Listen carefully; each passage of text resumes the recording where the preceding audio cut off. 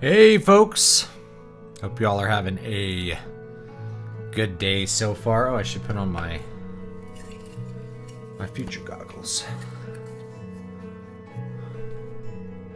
Anyway, hope y'all are having a really good day on this Saturday. It's really nice where I'm at. It's very nice and gloomy, overcast, not rainy unfortunately, but gloomy enough that it puts me in a good mood. I despise sunny weather, and I really enjoy the weather that is more like my ancestral homeland of Scotland, which is perpetually dreary, let's say. Not really, but, you know, I like it when it's a little darker and colder outside. Makes me feel good, so it kind of gets me energized to work. Hope you guys are having a great day. Now here's the fun thing is, like, I am technically a cyborg. Like, a lot of people don't really remember that, like, I have a hearing aid implant. I'm gonna open up my window a little bit. A little bit of this. There we go. A little bit less the blue and red of the future. Okay. So anyway, hope you guys are having a great day. Hi, Trilogy Pictures. Hope you're having a good day. And Mech Shark, the pod future. Okay. What do you want to talk about this week? I think we should just have some fun, play some games, and chat about whatever is going on here. So last week, I had the original box too. How cool is this? You know, last week or Sunday I played some Morrowind, and that was kind of fun. I hadn't played it in so long. It's kind of fun because I don't really remember like what the heck I'm doing. So that, you know, it's kind of it's like I've never really played this game before. Not really, because I know how it works.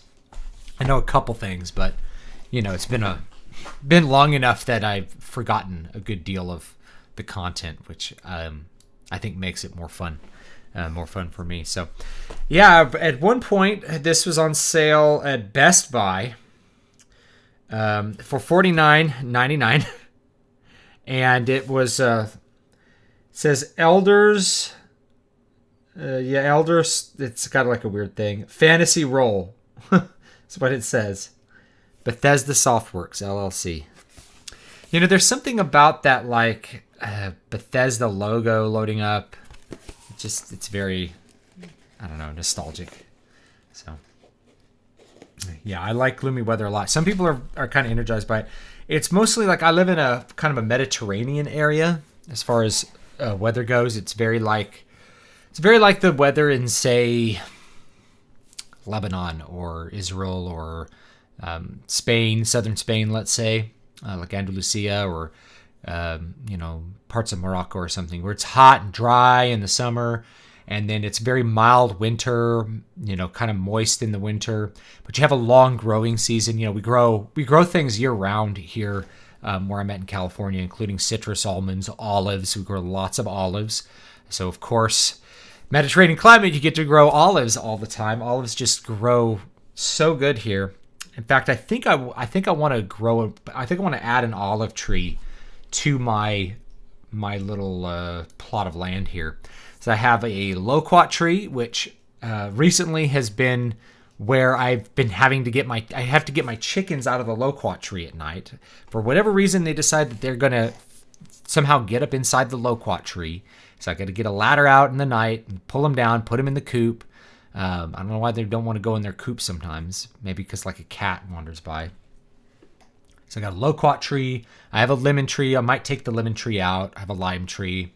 I cut the lemon tree way down, and it's not doing so good. I don't think I did it very well. Or I cut it to the point where it was really not gonna. It was gonna really struggle to exist. So I might take the lemon tree out.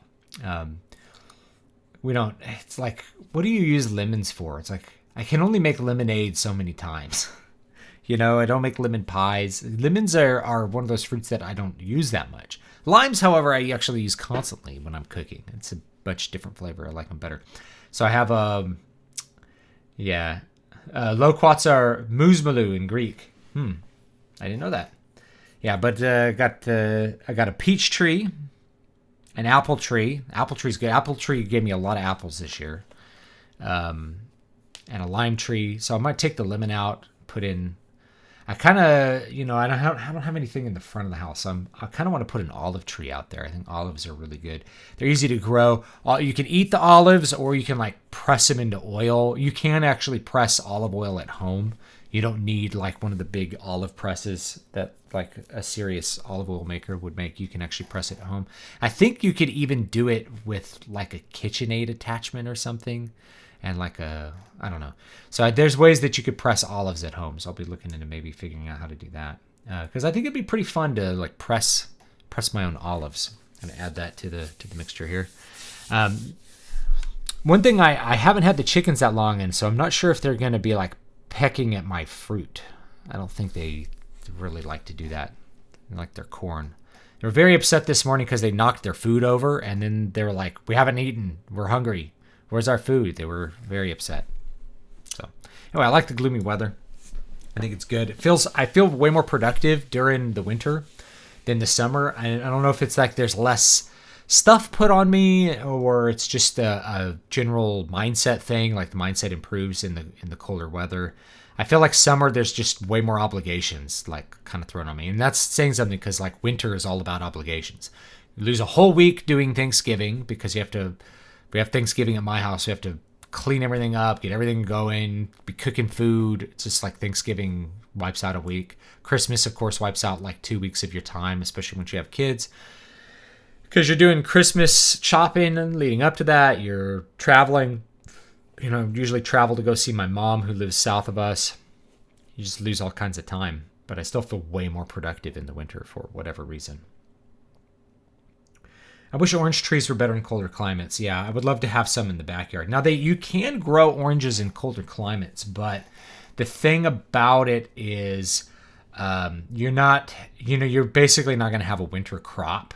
And you have to, orange trees don't, they're evergreen, so they don't do well with a lot of freezes. They can do it if you're, if it's not getting too cold, they'll be okay after the winter, but you're going to lose a lot of growing time. Just anytime there's a freeze, it basically destroys all your oranges.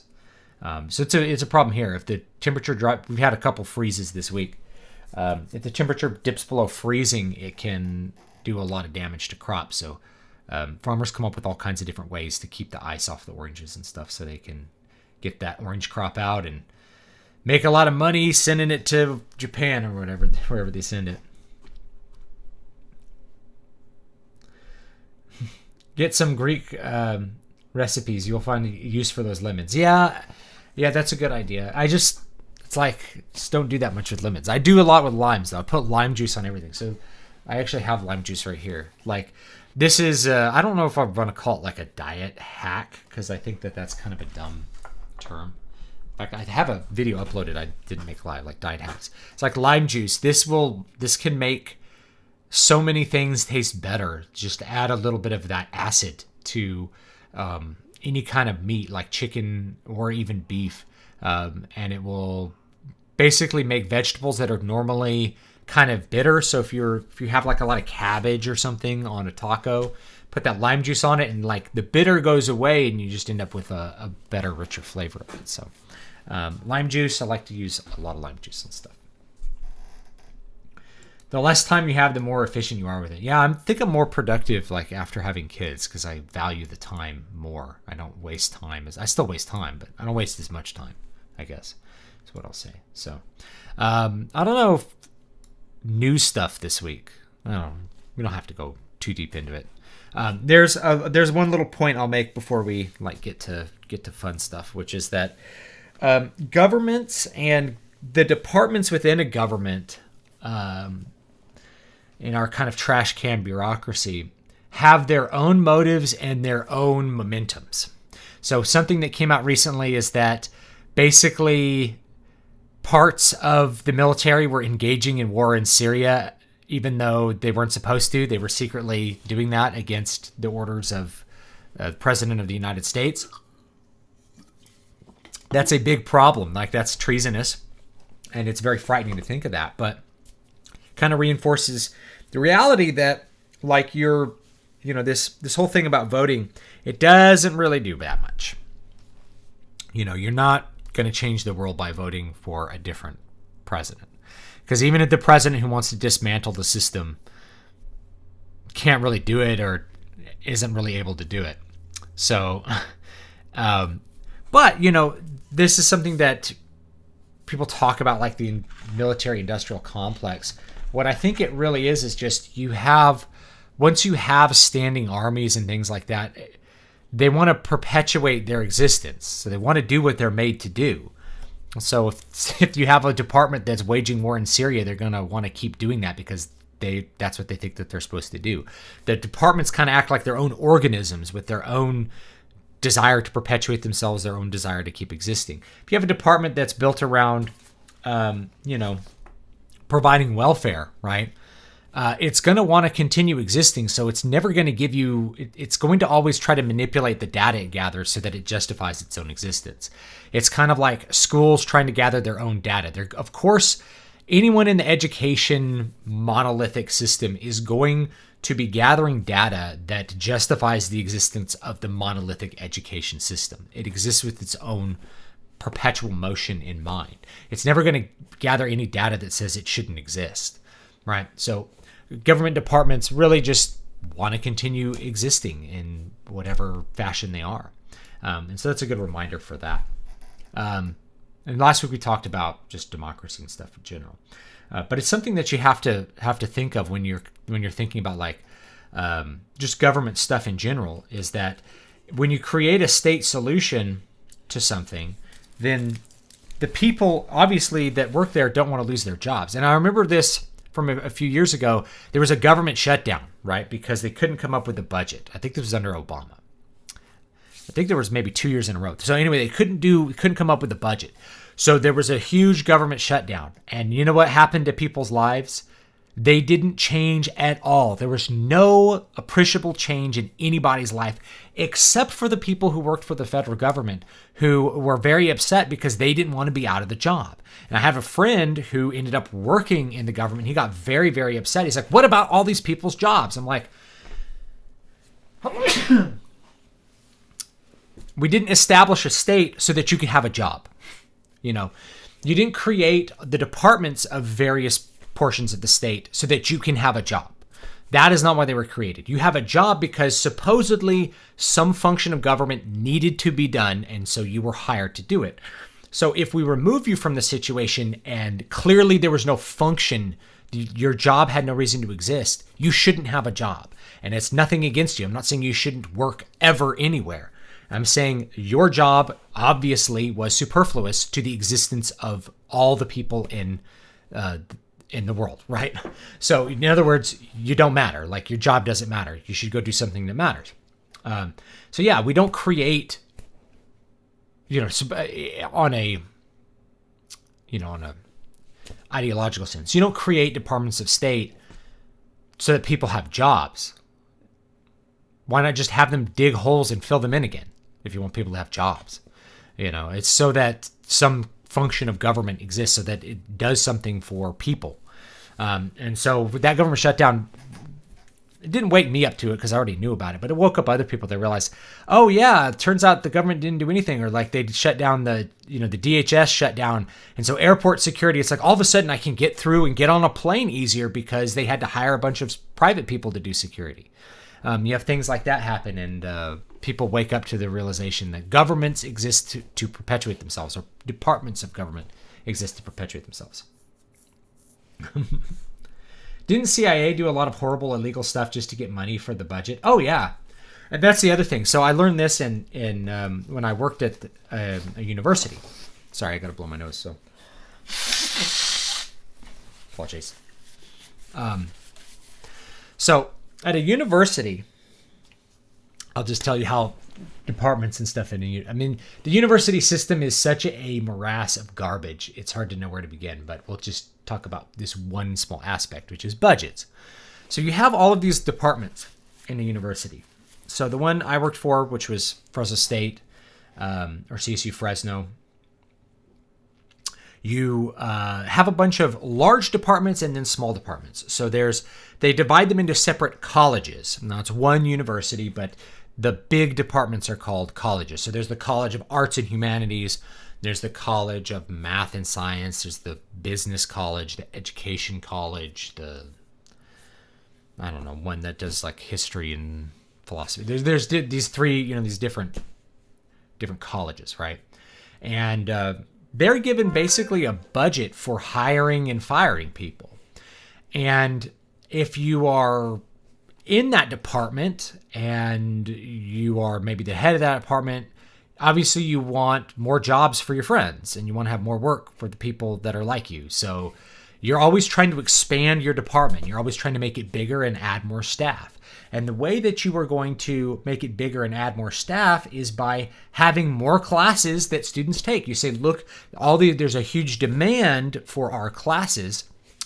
Obviously, we need to hire more instructors. You need to give us a bigger budget because we have all of these classes. Now, you're thinking, okay, well, that sounds like competitive free market stuff. No. Because the way they do it is there's a big catalog. I have one somewhere. I have a couple of them, actually.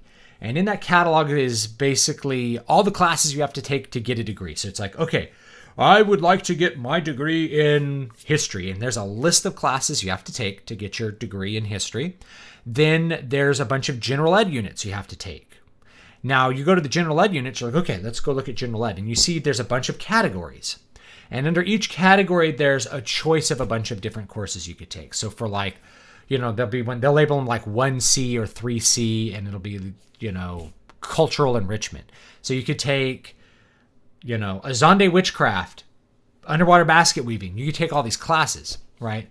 And the way that you bring more people into your department and say that your department is bigger is you basically alter the course catalog so that you have more courses in the course catalog and that the courses that you offer are more often required or are perhaps a more attractive option compared to the other ones. So, obviously there's a math requirement. Imagine if you're in the music department and you're like, what if we offered math music or something? And then they offered that. Now, if you're a student, you're like, I don't want to I could take calculus.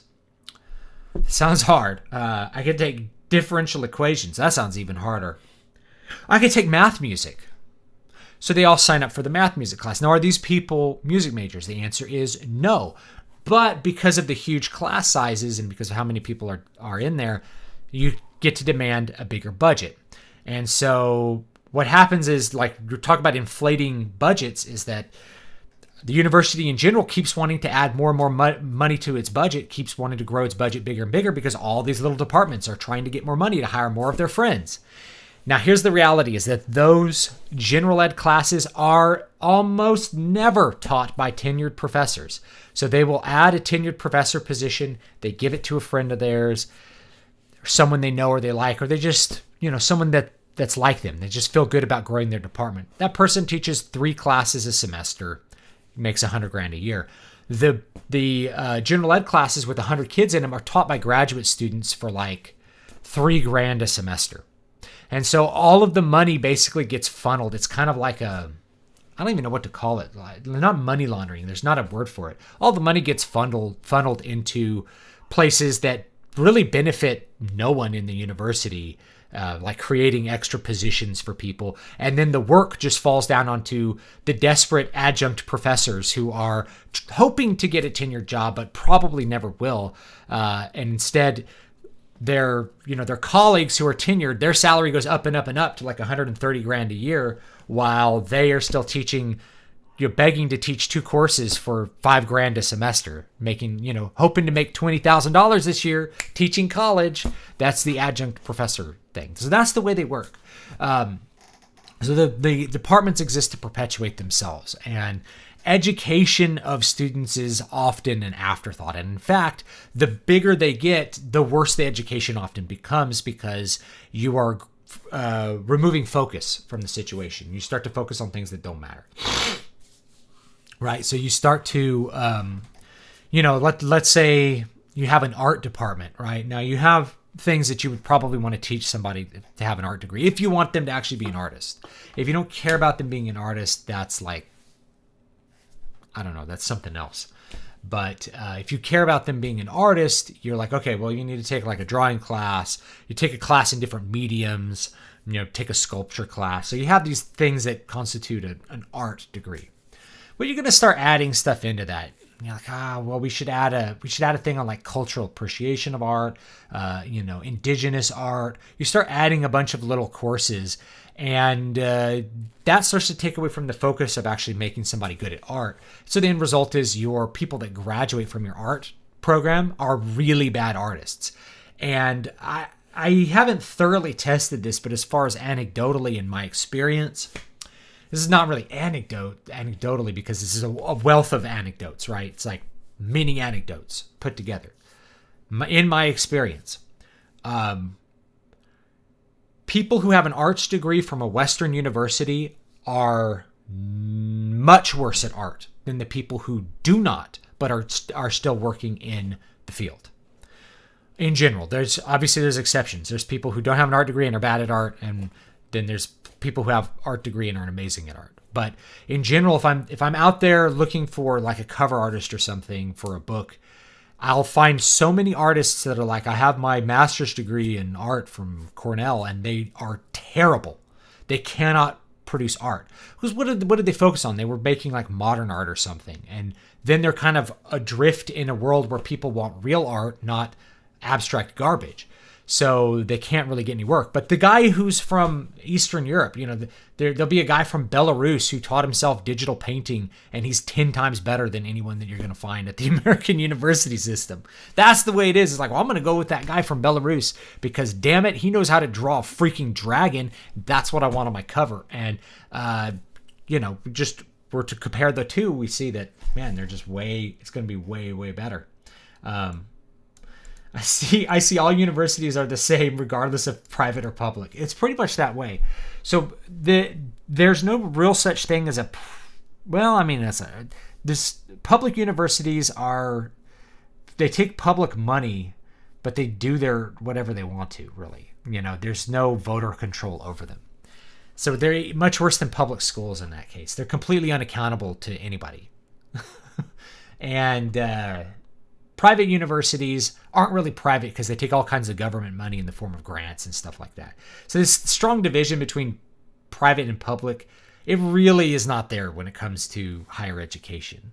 Private universities are private in name only. It's like they keep their money internally, but they get most of their money from the government still.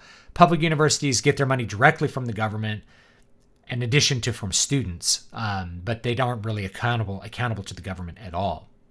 And they are political entities. Like Janet Napolitano, I think, is still the head of the University of California system, which we have two big, huge university systems. The two biggest university systems, I think, in America are here in California.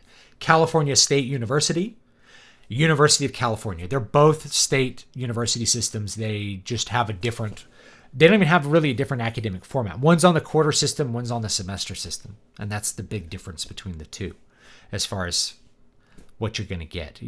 Obviously the CSU system has a different system for what's required to get a CSU degree, but they're both universities. They teach lectures. There's no fundamental difference between like the outputs there. Anyway, so there you go. That's what you get. So I'm going to read this comment. Art is innate. You don't need a school if you are a true artist. Well, you can certainly learn lots of techniques. There's many ways to learn those techniques. You could try to discover them on your own, which I think is more difficult than just learning them. So it's helpful to learn your techniques. But when it comes to visualizing and being creative, you can't really teach someone to be creative. It's something that happens kind of outside of an instructional space. You could provide people enough tools that their creativity can then take form. This is a thing that happens in music, is that you have to learn enough about music that you have the facility in order to create what you imagine. And it's the same thing with art. So art techniques are very helpful. It's helpful to learn technique. It's not the end all be all, but it's definitely very helpful. Same thing with writing. What do people use calculus for? Well, you can use it for lots of different things. It's just calculus is just higher level math dealing with equations that have limiting functions and all sorts of things like that. So it's applicable to many different places. Engineering in particular. So if you're trying to go the engineering route, you need to know calculus. There's other things that use calculus. You may use it even in finance, depending on what you're doing. So yeah, I've watched my viewers go up and down over on my little graph. So right now it says 0.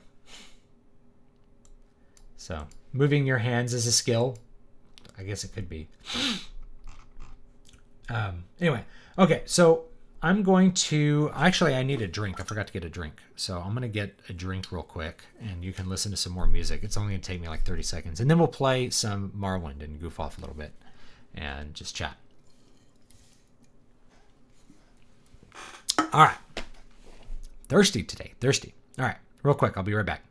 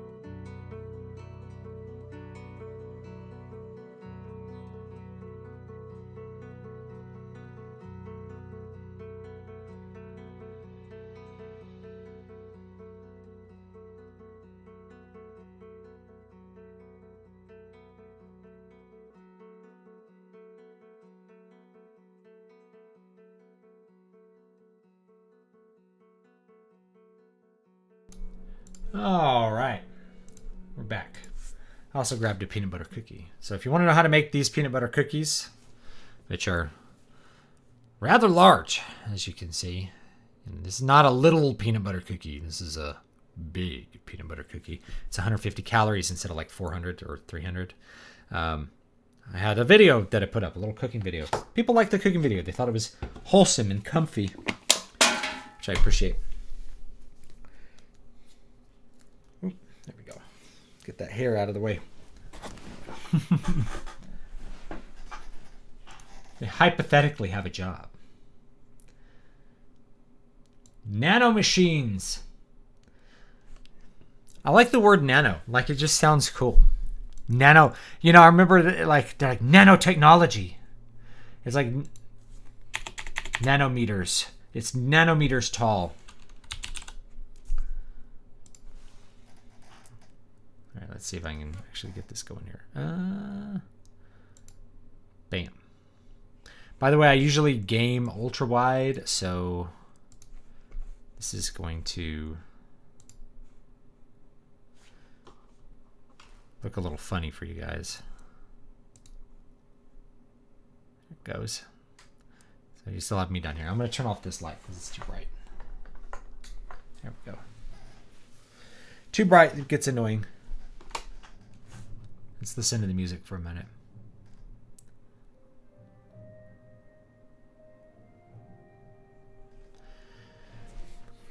Might look into like a soundtrack mod. Or like turn the music off and play like a different game soundtrack, because this, it's really not quite enough, you know, soundtrack stuff. Oops. I'm trying to bring up the chat, sorry. Let's see where I was. Quick save.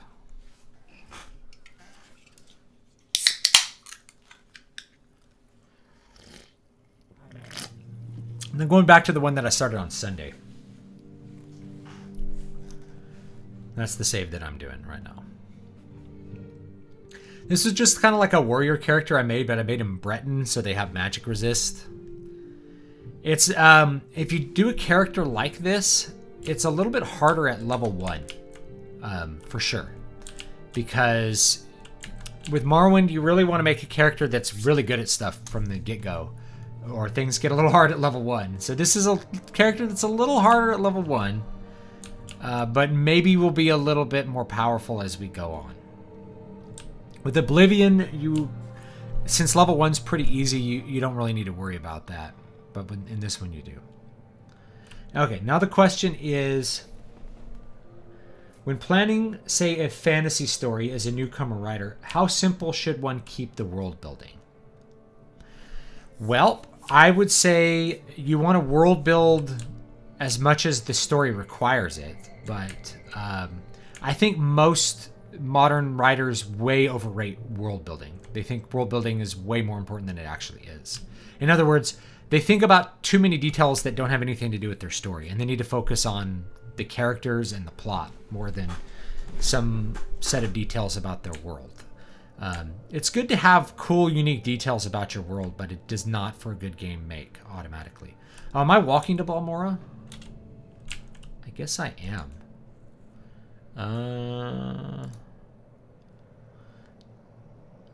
Should probably take the Strider, but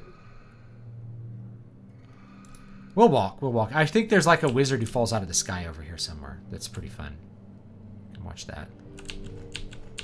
Pick up some more of those mushrooms. So isn't this modded version pretty? So yeah, I wouldn't worry too much about world building. You want the big stuff, like, who are the main political factions? What's their culture like? What's the environment of the world like? A mud crab. Mud crab, I'm afraid your days are numbered. There we go. Take that mud crab meat. Can hear all the bugs clattering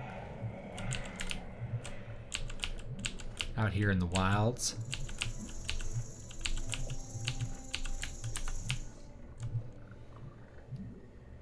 It is, yes, it's modded. The graphics are, this is a mod from mod set called Morrowind Graphics Overhaul. I think it's from 2017. There's slightly newer versions, but they're not going to look that much different. There's one called Morrowind Reborn, which is not merely a graphics overhaul. Like, the things are there's extra content, and things are like cities are redesigned and stuff. And I just didn't feel like doing something that complicated. Now, if you're wondering why I'm picking up, oh, here's a little squib guy to kill. Oh, he paralyzed me. He's gonna kill me. There we go. Oh, something else has got me. A skeever. I died. Let's reload it. A rat killed me.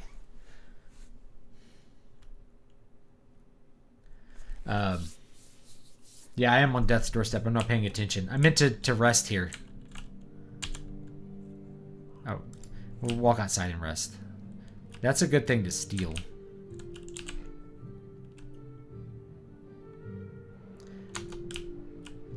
Yeah, big problems, I think, mostly about the world rather than the characters. That's not uncommon. Walk outside of town to rest because we don't have a bed yet. Death by the insects bit me to death. Yeah, I forgot I just came out of that cave. And you don't have the health bar like right in the middle, so I have to like look over in that tiny little corner over there. Like this, you can just go wherever you want, though. Like, we could go to Ebonheart if we wanted to. Go pretty much anywhere. Which is kind of cool. That's the cave.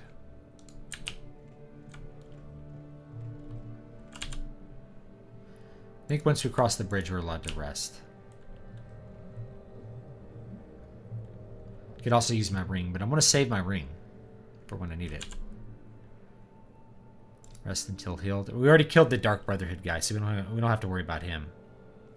I don't think at all. Oh, it's nighttime.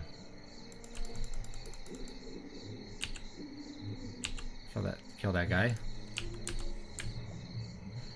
Very dark.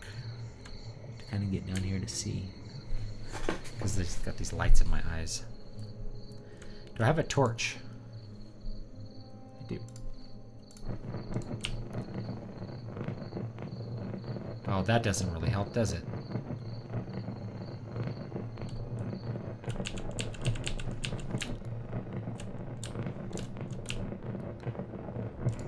Yeah, that doesn't really help much.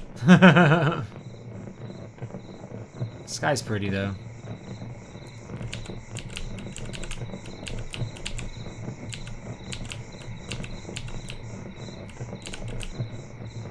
Yeah, one of the early Mage Guild's quests asks you to gather a bunch of mushrooms. And I think you can actually get them on the way to Balmora.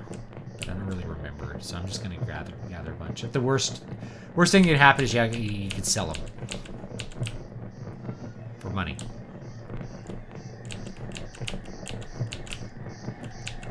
I do kind of like how at nighttime it actually is pretty dark. Check your screen. Like, you probably can't see any better than me. Like, the mushrooms light up, but it seems like that's about it.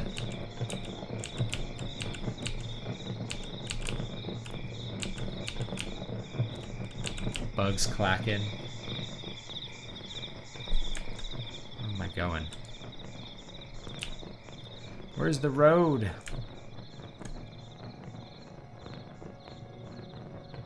Not sure where I'm going now.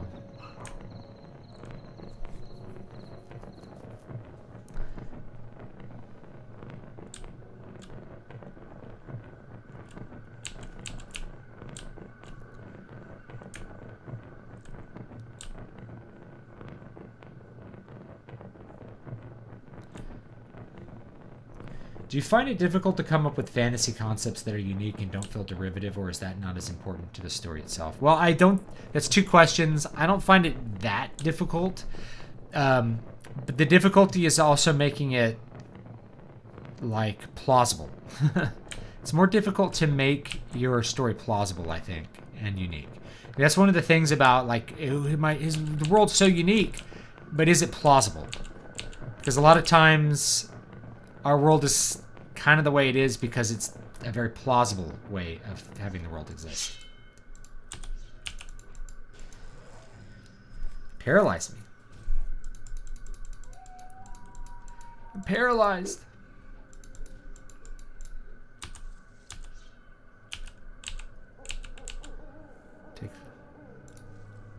Any skeever's gonna kill me this time? I don't think so. Gotta figure out where this road is. Like, walked off the road and now I'm like, I'm lost already. Like, wait till daylight to see where we're going. Actually, I think I'll do that. It's 11 p.m. Let's rest 9 hours. Oops, wrong button.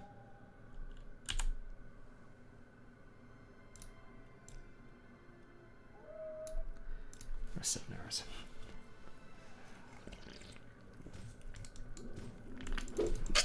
Another one? What the heck? I already killed you. Oh, I think I have to talk to someone about the Dark Brotherhood before I'm, like, completely safe. So hopefully I can kill this guy. Like, his armor sells really well, though, so, like, maybe that's some free money. There we go. Come on, dude. Die. Die already. There we go.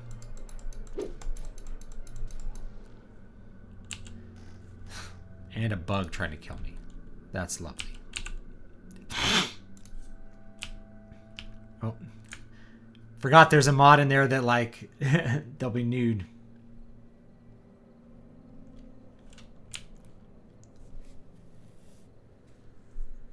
It was you on Twitter who asked about Morrowind before. Oh, if it's still good to play. Yeah, it's still good to play, but you may actually have to You may actually have to mod it if you feel like the graphics are too primitive. That's a thing. So I could easily see how someone could think that the graphics are definitely too primitive to really enjoy.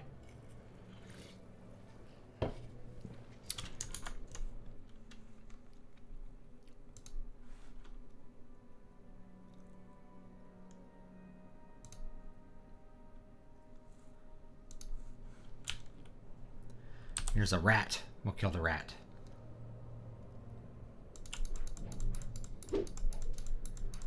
Die, rat.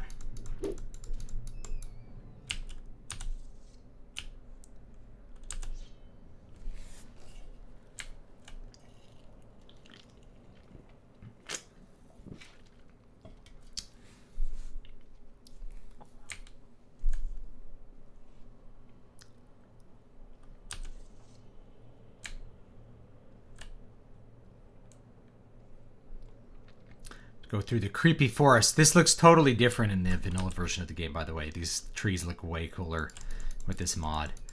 So that's something that you get to, is like this mod will replace a lot of the trees with other stuff.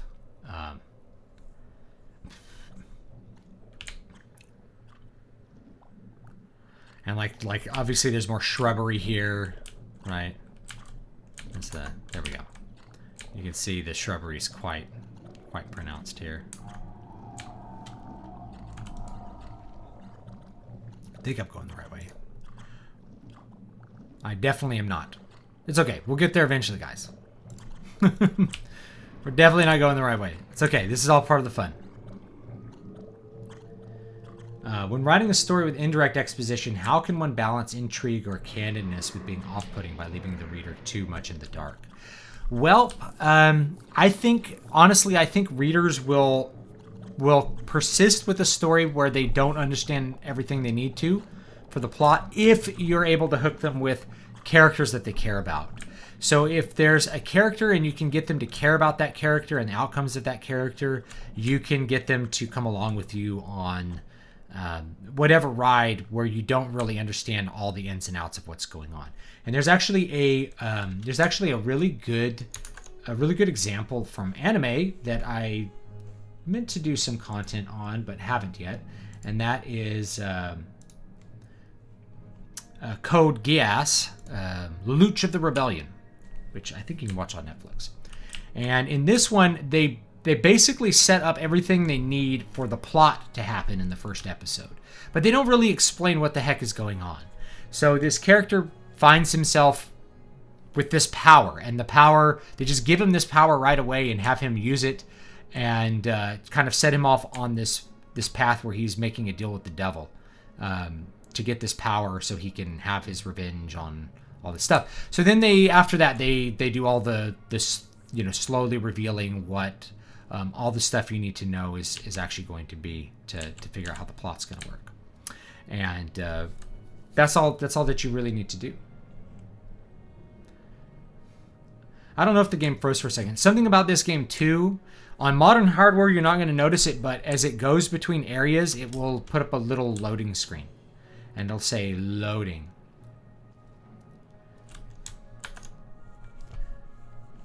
And so on the original Xbox, what they actually did was they would restart the Xbox because the screens were so big. Oh, something's killing me. Let's get out of the water here. It's like there's like a slaughterfish or something attacking me.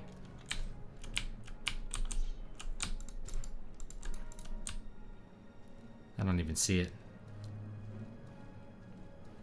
Water looks a lot better with this mod than it actually originally looked. The original water was just like tiled textures. Yeah, so Code Geass, it does it really good. You don't even get all the answers in the first season. So it really takes you quite a while before you really start to figure out what the heck is going on. They like slowly reveal that stuff. It's done entirely indirectly. So the benefits of the indirect exposition is you really want people to want to watch the future episodes because they are going to get more information. They're going to understand more about how the world works. And that's satisfying. They're like, oh yeah, you know, I really want to know what the heck is going on here. I want to know what this means. So you get them kind of on the hook with that, but it honestly wouldn't work if you didn't care about the characters, the outcomes, the relationships between them, what they cared about, whether they lived or died. So it really starts with the characters. If you care about the outcomes of the characters, you can pull pretty much anything else along. The bottom spam is somebody from last week who was flooding the chat with garbage. So I'm just banning them as they come along. They came on with like 20 different Google accounts, and I guess they made 20 more Google accounts to try to spam the chat. This is the way some trolls work, and they think it shows their dedication. I mean, that's a lot of time to spend making different accounts just to try to spam like a random live stream. You know, it's way more effort than I would ever put into trolling somebody.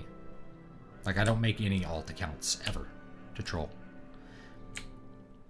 You know, it's not quite like 4chan where you can just be anonymous and it's like a troll of trolls trolling people, you know. So I don't know. Like, you have to have some kind of mental thing wrong with you to want to spend that much effort to try to disrupt a conversation between like a handful of people. You know, there's how many people? There's like 63 people watching. That's not a big live stream, guys. Sometimes the live streams are big, sometimes they're not. Today's not a big day. Doesn't matter. It's for fun.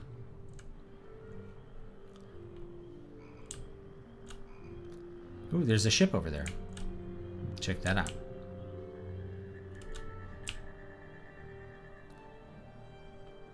Little town here. This is what's kind of fun about Morrowind too, is like there's a lot of exploration to do. My athletic skill increased, that's nice.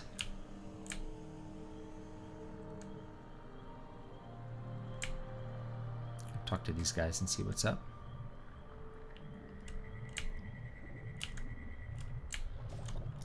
Oh, something's attacking me.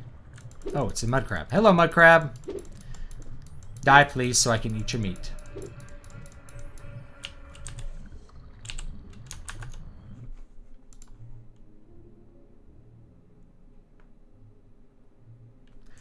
Now, see, I just saw when there's a message deleted by the Google moderator team.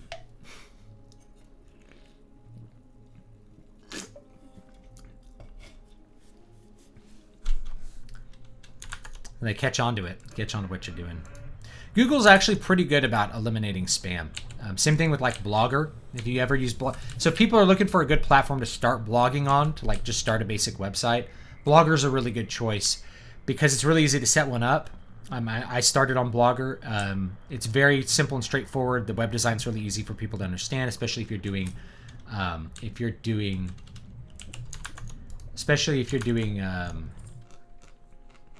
just like writing content, you know, blog content, in other words.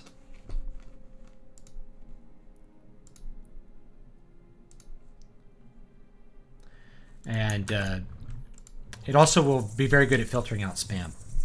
Their spam stuff is actually pretty good. I can make the spam adjustment like even more fine if I want to. If there's like certain things that really pop up a lot. You know, this guy doesn't really have anything to say to me. These might be good people to do persuasion on if you want to do,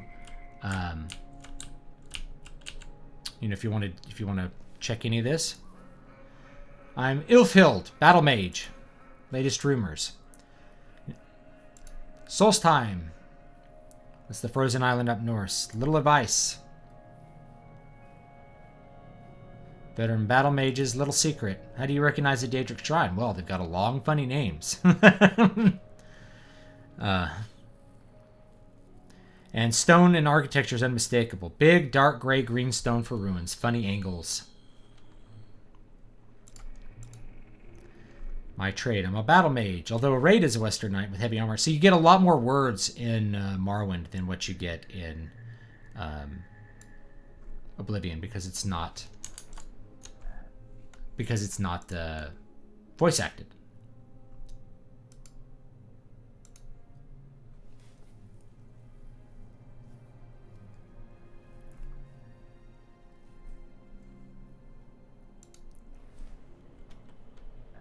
So we could do a little persuasion. Admire, fail. There we go. Useful. You get a couple little skill ups in your persuasion skill. Ah! Speechcraft increased to 8. There we go, guys. Oh, it failed. We don't want to make him too mad.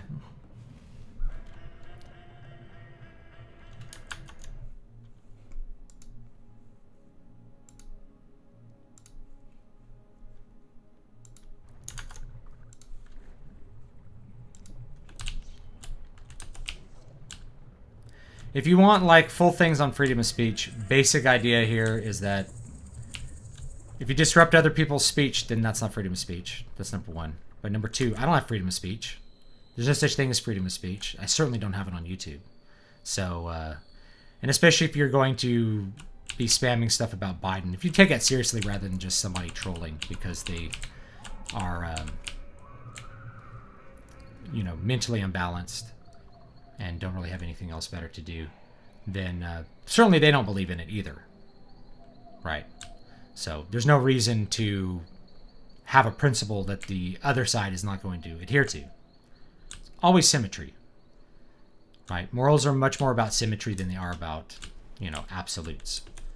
There's exceptions, right? Like you, in an absolute sense, you shouldn't rape people or murder them.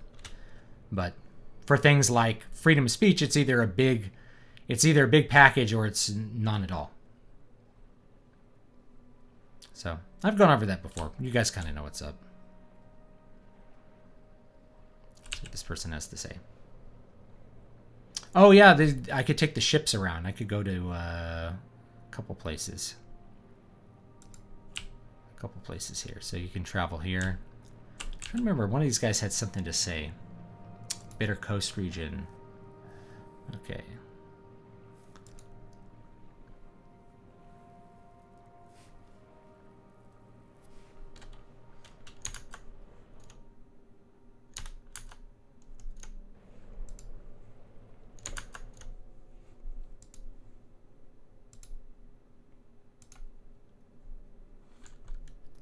Have you ever read any nonfiction books lately? I'm currently reading about ancient Mesopotamia. Interesting stuff. I think that is interesting stuff. Very good author, too, is able to keep her own ideology away from it. I tend to listen to like a lot of lectures on, say, Audible or just YouTube. I do like nonfiction a lot. I don't know. I don't know where to start answering the question. I listen to a lot of nonfiction. I go through different phases where it's like all nonfiction or it's all, all fiction or all nonfiction. And I just alternate between them. It just depends on what I'm doing here, you know.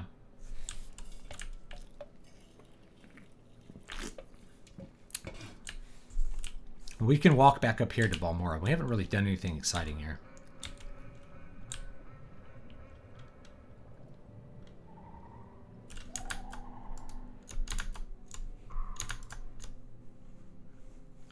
Fell asleep during the stream. Sorry. No big deal.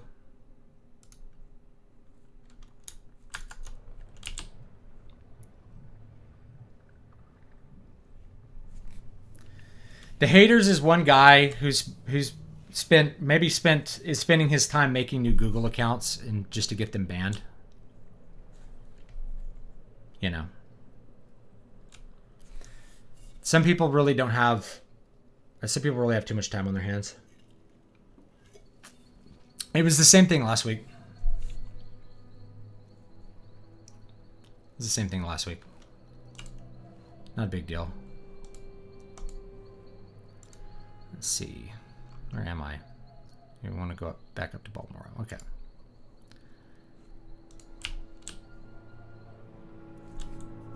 Always a little bit of an adventure to walk around in Morrowind. You never know quite what you're going to find.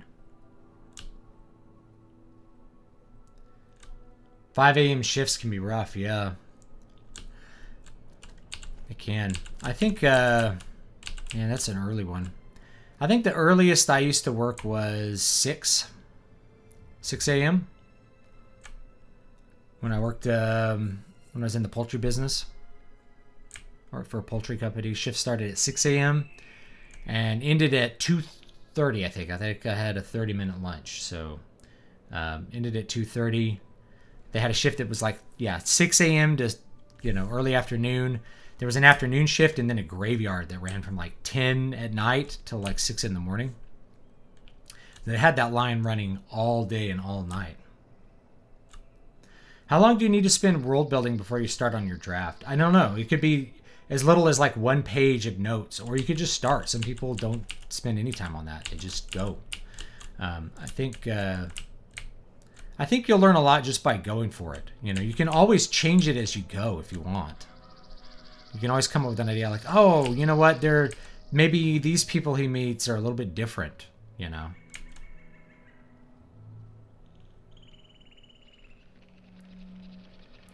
Oh, there's a book called 1177 BC about the Sea Peoples. Now, the Sea Peoples I find really fascinating. If you don't know this much about it, it's something that's just kind of lost to history. And that's this idea that there were these sea people. We don't know who they were, but they, invaded Egypt, and there was a series of wars there. There was a Bronze Age collapse that happened, which is something very interesting. So at the end of the Bronze Age, there was kind of a societal collapse and a Dark Age. I don't know what's in here. Let's go check it out.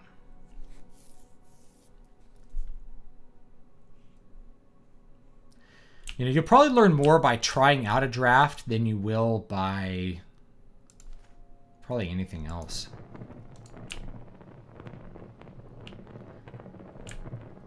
Let's see if there's anybody in here. Ooh, a skeever.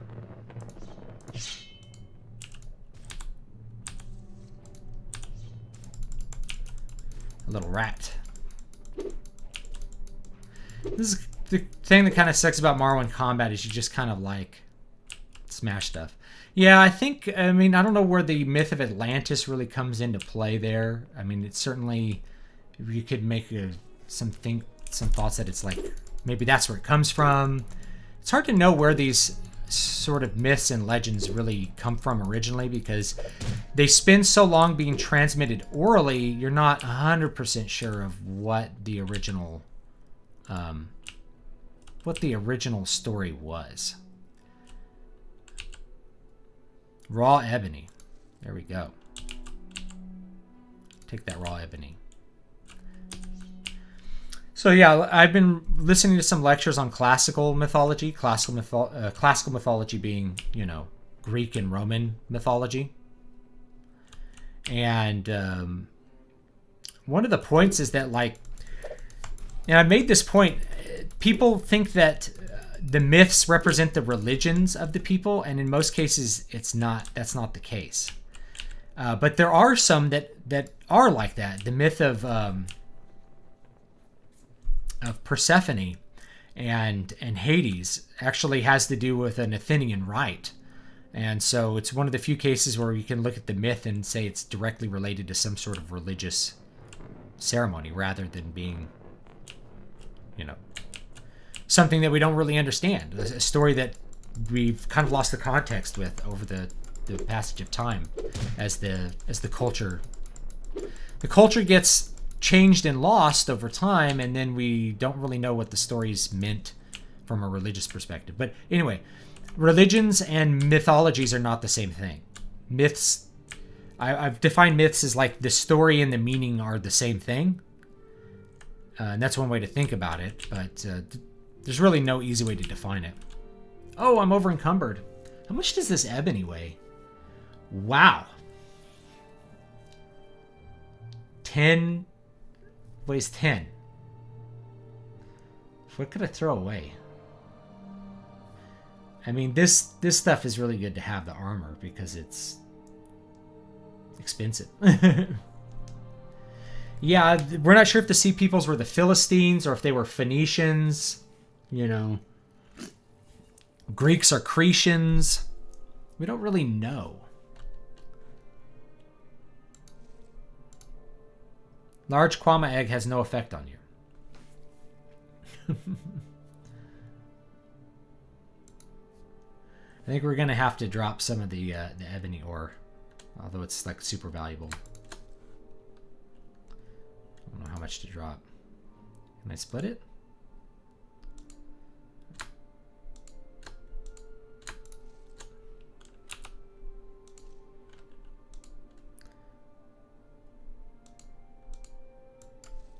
There we go.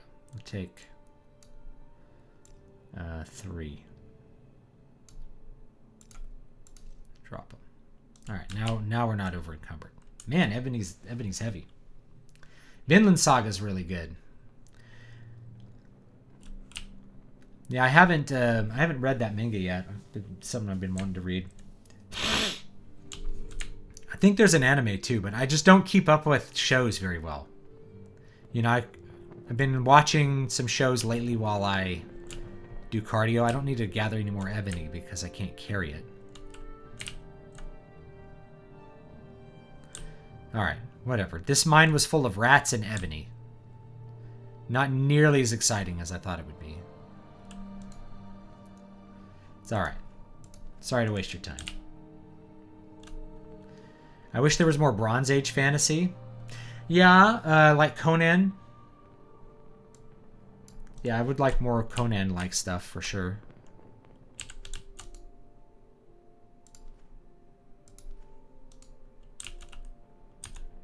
Oh, there it goes. I feel like Conan has that Bronze Age feel. Eric H. Klein also goes into the whole collapse itself and how a large part of it was because of how globalized those civilizations were. Yes, they had these centralized, the palace, they called them palatial economies. These centralized economies where everything was basically a command-style economy. Everything came into the palace center and then was distributed to the people from there. And once that broke down, it's like people just abandoned the cities and went back into the countryside. It's very weird. It's a very weird period to think about. Ah, good. I haven't explored this area. Uh-oh, there is. Uh-oh. I'm gonna die here.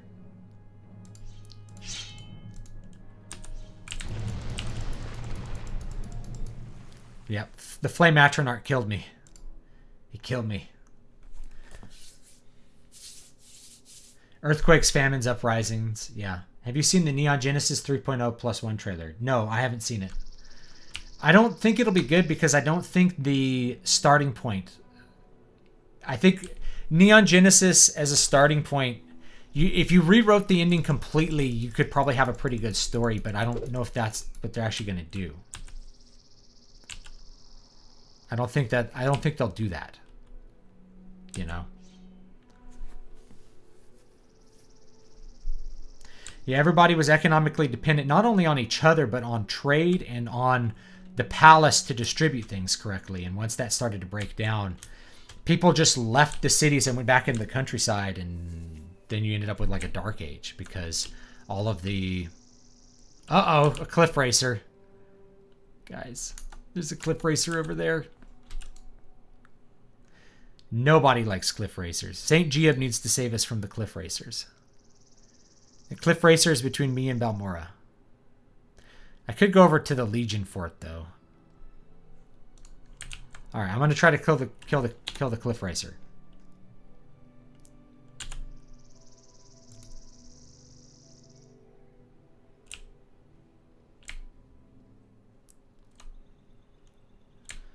All right, you gonna come get me, cliff racer?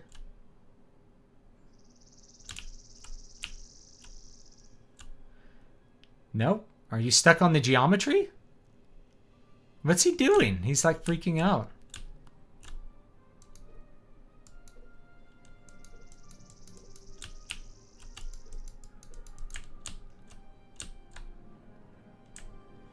He's like stuck on the geometry.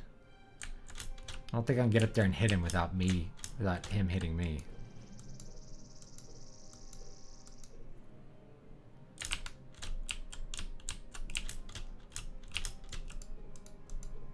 Yeah, he's stuck on the geometry. Let's leave him be. Yeah, this is modded, Rumblehotep. Yes, this is modded. Yeah, I think Evangelion, I like it. There's a lot of things I like about it. I think the story just goes to really annoying bad places towards the end of the series. I liked the world building. I even liked kind of where they were going with it in some cases, but you just can't shake this feeling when you're watching where it's like, this is a different show than what I started watching. Uh-oh. Oh, I survived. That's good. You know, the Cliff Racer might be a result of the mod. Like, the mod may have changed the rocks there to make them different, and then the Cliff Racer got stuck on those. So it might be a mod problem. But, you know, the bugs in a Bethesda game don't bug me. They really don't. I think that's kind of the fun to me, is the bugs. Yay, we're finally in Balmora, guys. Took this long trip to waste time. I didn't even see the wizard. There's usually a wizard who like drops out of the sky outside of... Here, we'll talk to this guy.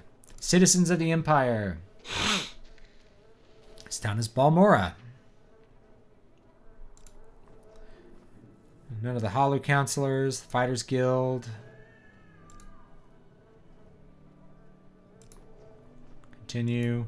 So you can get so much more info on stuff in Morrowind than say Oblivion or Skyrim. It's really great. South Wall. The South Wall? Alright.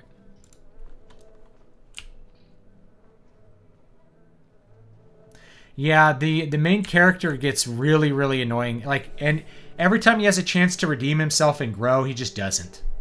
And he just becomes, like, more pathetic. I think it gets worse in those movies. They have him, like, looking at Asuka's like breasts while she's in a coma and like jacking off. It's like, it's so gross and pathetic. It's like, come on, no one wants to see any character go to this place. They've been trying to cancel Gina Carano again. She's been tweeting in favor of investigating the election and against local media censorship. Yeah, I get that.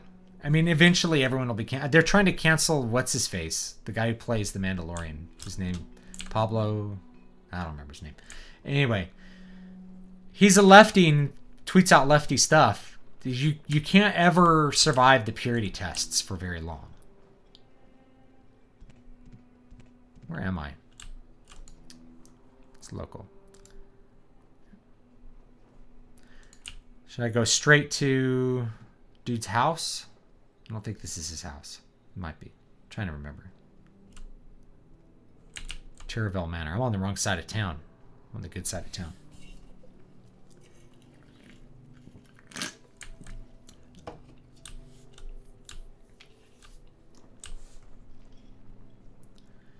Shurapak was a city of between 15,000 and 30,000 at its peak. They had some really big cities with temples, river ports, trade posts, etc.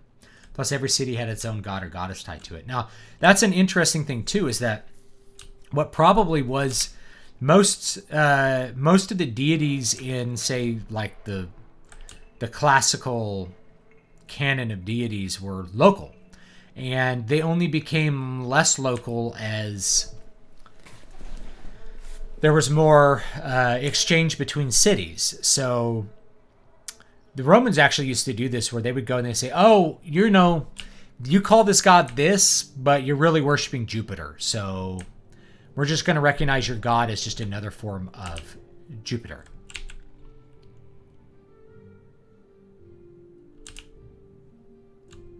No, I've been seeing people demanding Pedro Pascal be, this is just today, demanding Pedro Pascal be fired for being sexist and racist or a rapist or something. Who knows? You can't survive the ideological purity test for long.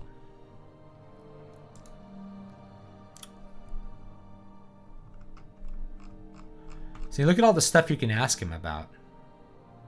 Ask him about the Thieves Guild. Maybe you'd like to join the Thieves Guild. Talk to Sugar Lips.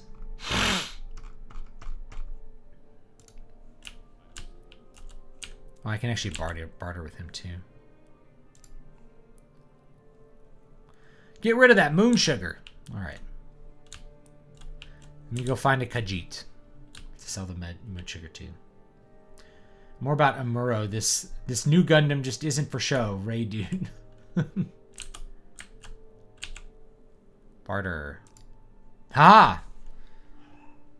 Let's find the moon sugar. I don't remember what it looks like, so I'm like, oh, there it is. Sell the moon sugar. I don't want to buy that item. Well, at least you'll do business with me. The seller has 0 gold anyway. Let's buy some lockpicks. Can never have too many lockpicks, you know.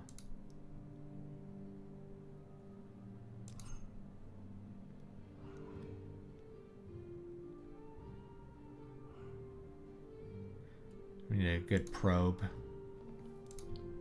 Buy one of those too. Disarm some traps. We don't really need a master lockpick yet. Now let's see if we can sell the moon sugar.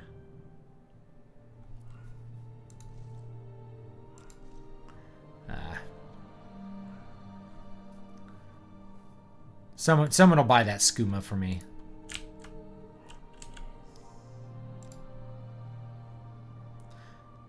I don't offer services. Who told you that? You have to be better with him before he'll actually talk to you about anything.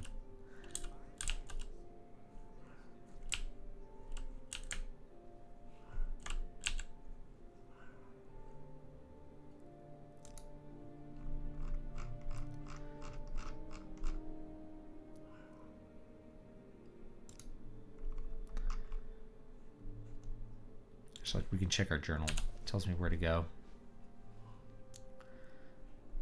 Up. Oh, I should probably report this to a guard, yeah. Previous.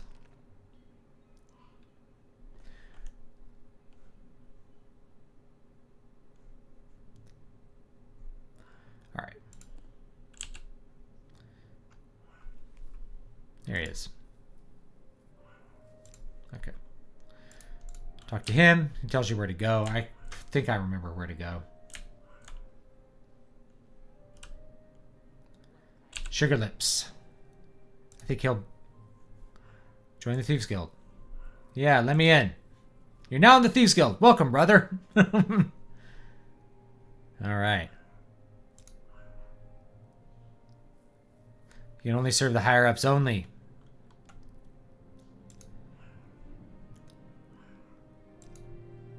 Ah, I have to steal a diamond.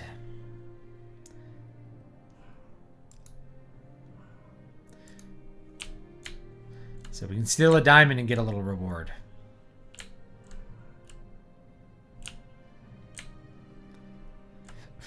Talk to this guy, and then he'll chomp, chomp, chomp, chomp, chomp. He'll tell you where Caius is.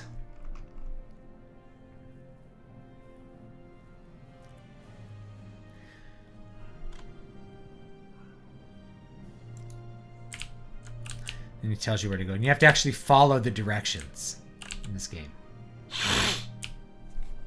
People seem scared of globalization, but don't you think globalization is inevitable? I don't.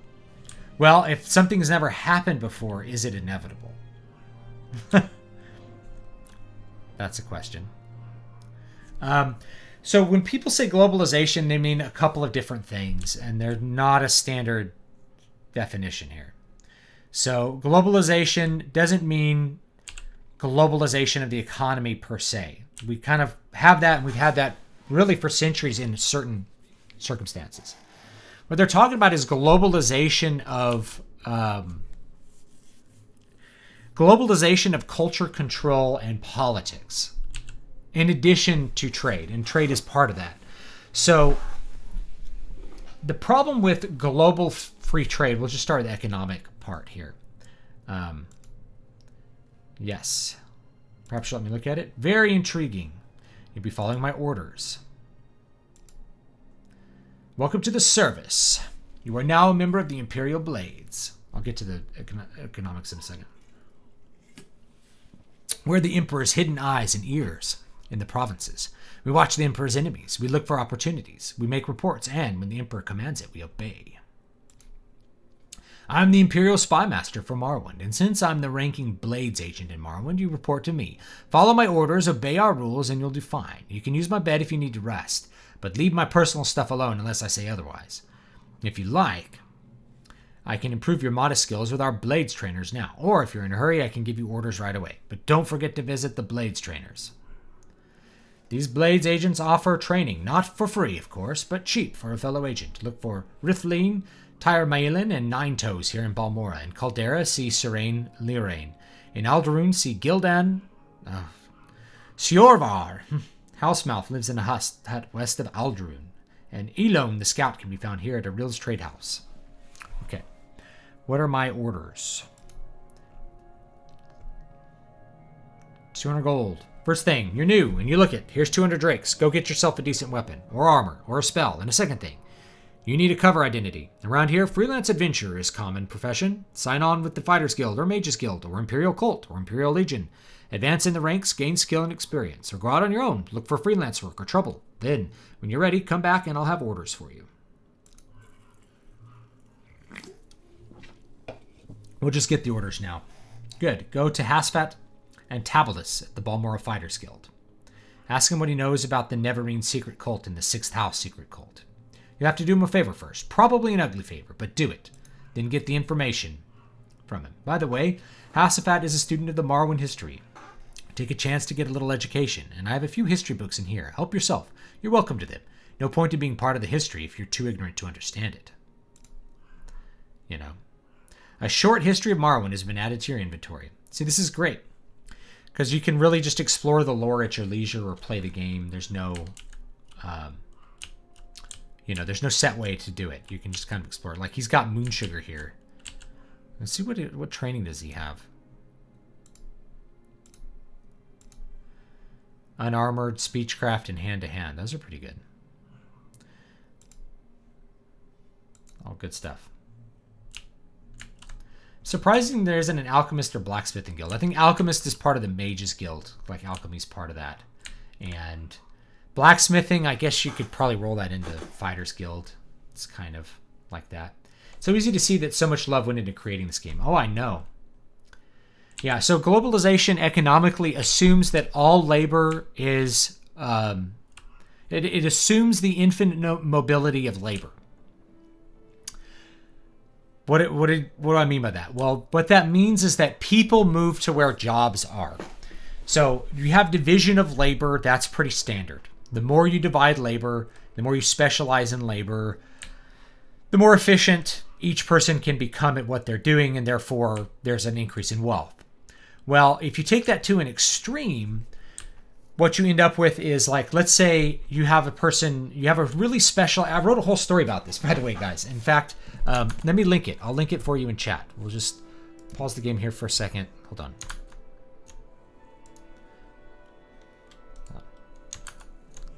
Kind of tab out here. There's my pointer. All right, I'll link it for you in chat. In fact, I think there's a video on it. You can listen to the audiobook if you want.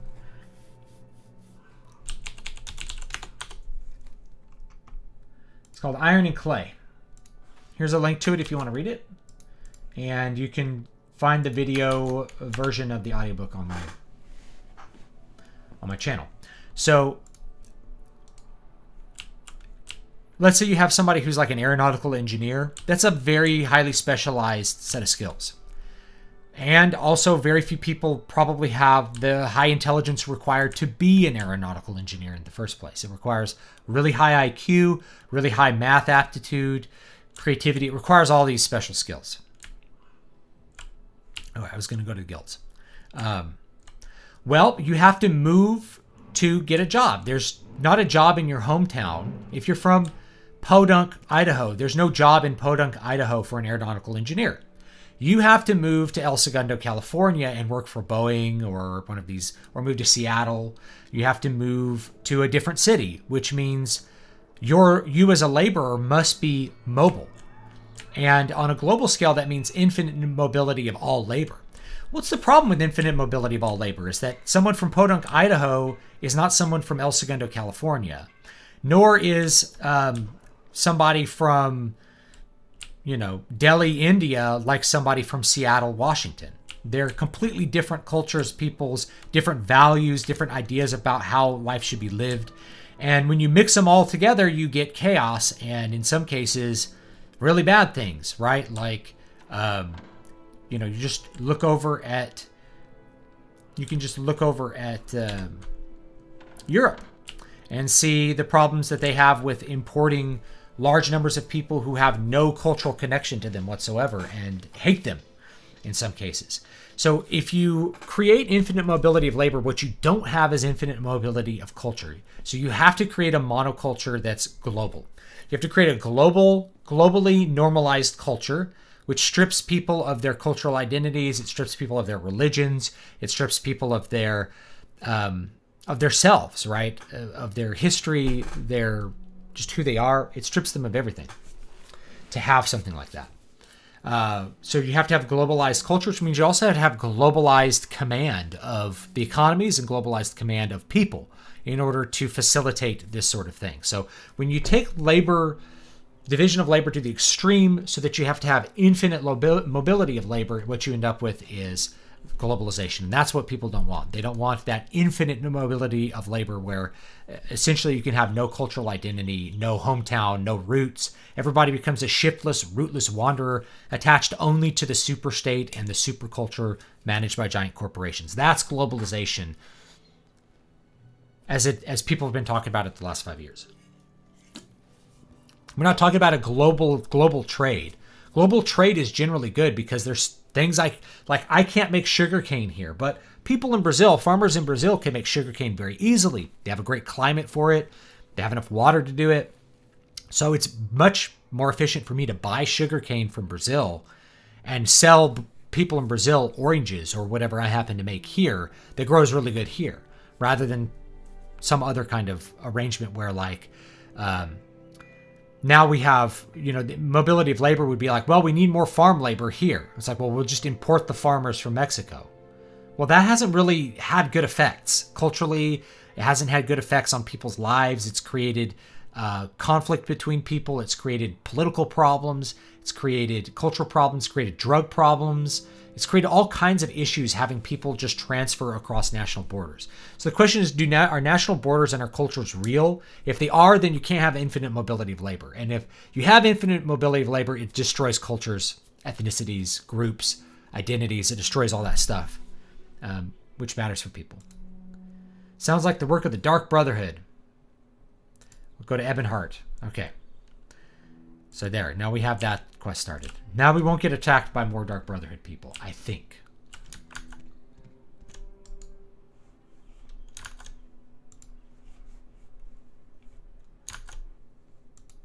There we go. Let's check the chat again. Sorry. Personally, I feel the best CRPG series is Elder Scrolls. Baldur's Gate, great. Ultima, love Ultima, and Divinity. I haven't played as much Divinity, but they're good. They're very good. Welcome to the emerging cyberpunk dystopia. I mean, this is what it's about. It's about divorcing people from each other. And in the future, our cultures are going to be like what we're doing here. This is our culture right now. Is CRPG gaming culture or whatever we're talking about. So our cultures are going to be virtual, not physical, because we will have been physically atomized from each other. Our neighbors will have nothing in common with us. We'll have to go online to find other people of a like mind. And that's how it is. I don't know if that's a good or bad, but it is what it is. Where does he want me to go? Nalkara. All right.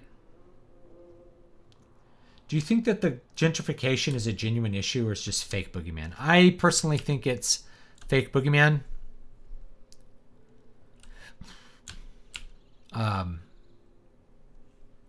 I personally think it's fake boogeyman. Really, what we're talking about is shifting local, a locality is having their demographics change to be more white. That's what people are complaining about. Is that a valid complaint? I don't know. I don't know if that's a valid complaint. There's a guard there. I think there's a diamond up here, maybe. Let's see if I can actually sneak and find a diamond.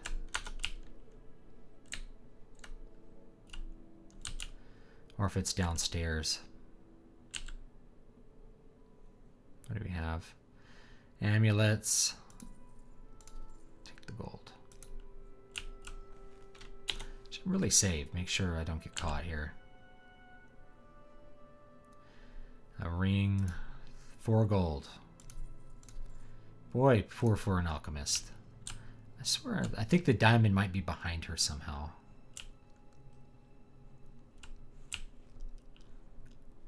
Or maybe hidden in a lockbox. Oh yeah, it's up here, maybe. Okay.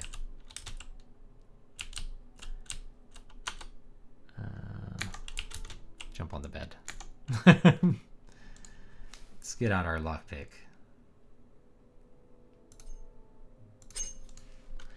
I always thought this was kind of funny. Is like you attack the lock with the lockpick. That's how you pick locks in here. We'll take all the diamonds. Now, what you should do with the diamonds, by the way, you should sell 2 of them, I think, and then give 1 back. If you want to be really sneaky, you'd actually like go in through this door and like pick the lock to go in. You know.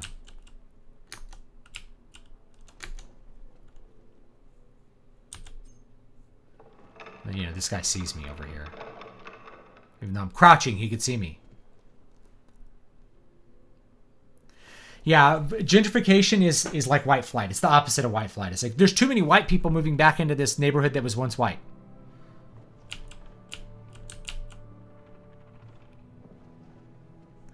Apparently I can't hide here. I don't think I get in trouble for picking the lock, though. I'll get a quick skill up. So that's good. Alright, we did a Thieves Guild quest. Woo!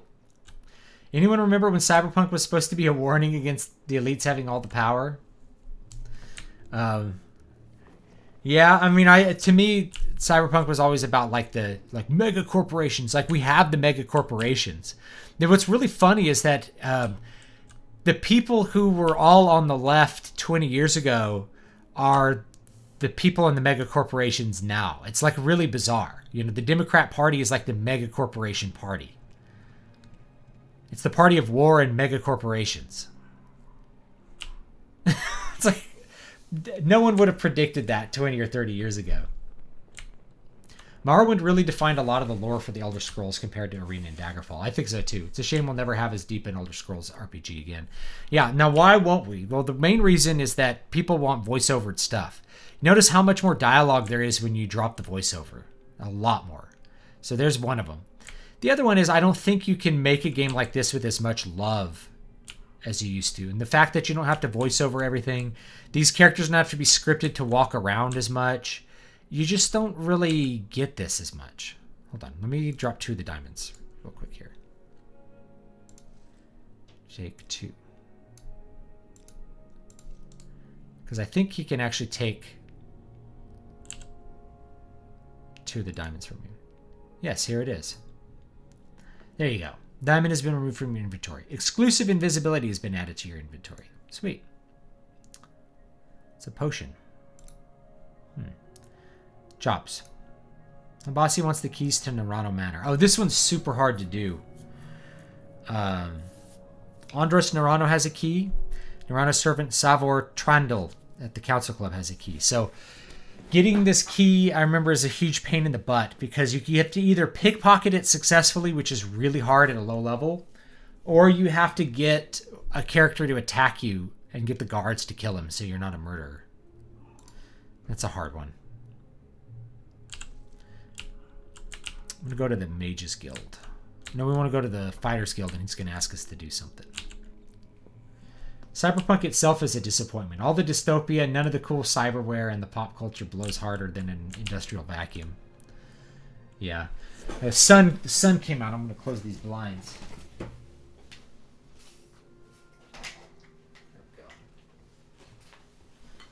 Oh, the sun. The sun.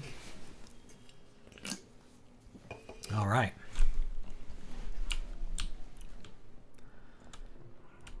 Where's that going to go? Fighters Guild. You know, but at this game they don't have to script as much stuff, so you could do a lot more with it. You know, I love the atmosphere. Like, this modded game just has such great atmosphere to it. Like the lanterns and the dark night.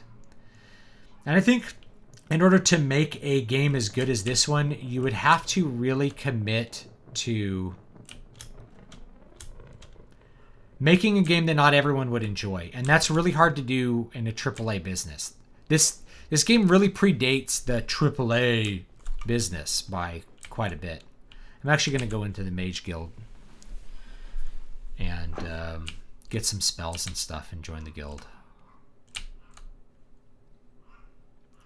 Director Howard Hawks said a pro tennis player carefully analyzed his technique to write a book on the perfect serve. In the process, he lost his ability to play tennis well. Interesting. Let's see here.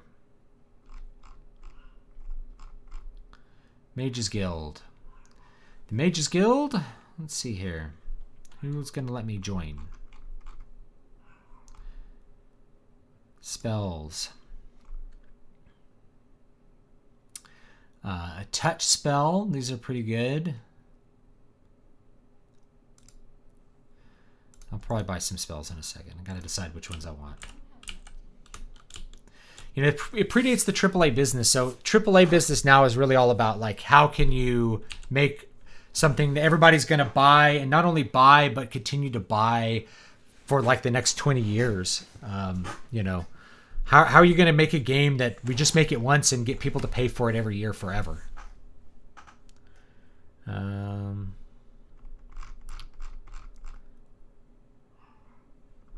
Mages Guild. Let's see. What is your definition of the new ambiguous classification of AA games? I don't have a definition, I guess, because you're right, it's ambiguous. I would say AA would be things which have a high quality and larger scope than maybe an indie game. So maybe something like Sinuous Sacrifice, but are not as budget heavy as a AAA game. I guess that's probably what I would do.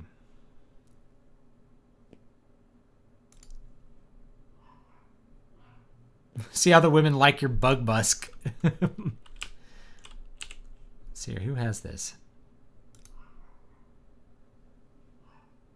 How do I join the Mages Guild? Fighters Guild. The Fighters Guild. Have my peanut butter cookie. Mages Guild. You're gonna let me join. Let's see what spells you got. Well, you can travel with her too to different Mages Guilds.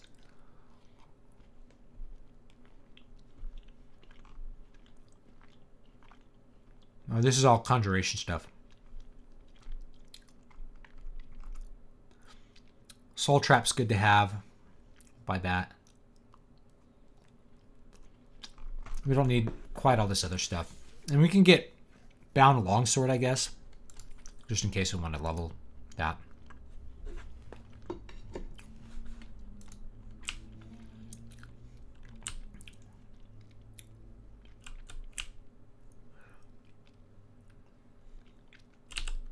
Do you think that people who see Ecclesiastes as depressing misunderstand it? I think it's actually invigorating once you get what Solomon is trying to get across. I think it's invigorating too. I don't think it's depressing at all. But, I don't know, maybe some people do.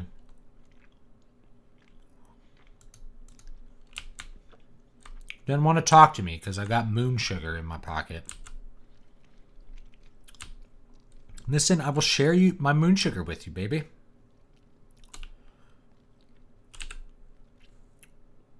Join the Mages Guild.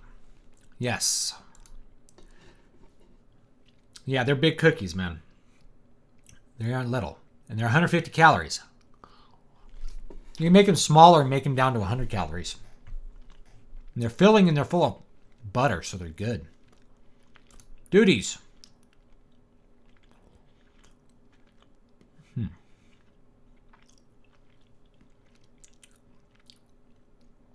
Advancement.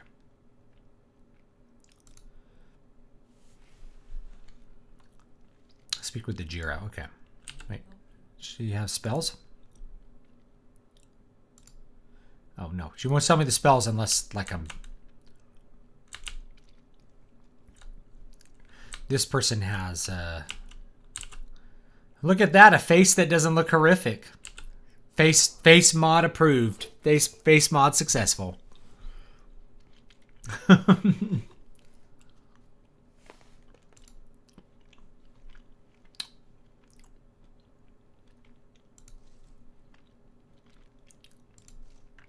I don't buy that item. Okay. I don't buy that item. Okay.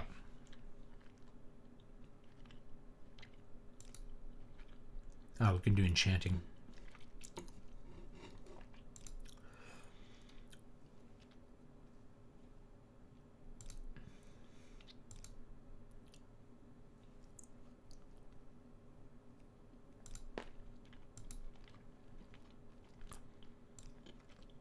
We can enchant a sword here. I don't have any souls.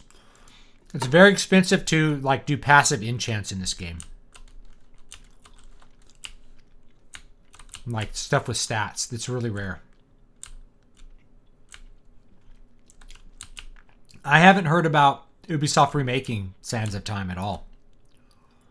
I haven't heard that yet. Their complaint is that the graphics aren't a big enough improvement. is the fan backlash. The graphics are fine now if you go play it. I mean, it's a perfectly playable game. It's funny how mods can improve upon... I mean, this is the beauty of Bethesda games. The real beauty is that the core game is always really good. And then you can have mods that will just fix things that maybe you don't like about it. But the reality is that, oh, why isn't it polished? All the polished crap that you can't mod always comes out with like worse systems. If the systems are bad, like you can't save the game. It's all about gameplay. Yeah, I do like the combat in Morrowind as far as it being role playing. It's annoying to constantly whiff. I wish it kind of did it more on damage because it's just annoying to like whiff air. A little too much RPG. Duties. Mushrooms. Okay.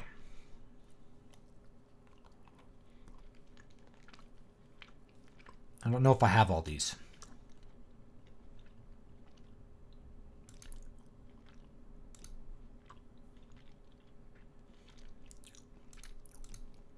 See if I have them already.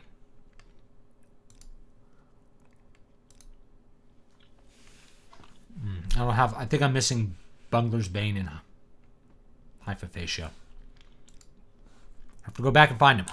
Oh well. Let's see what other spells I can buy. Yeah, an attempt to revive revive the series for sure. These are expensive, but we can get some cool stuff here.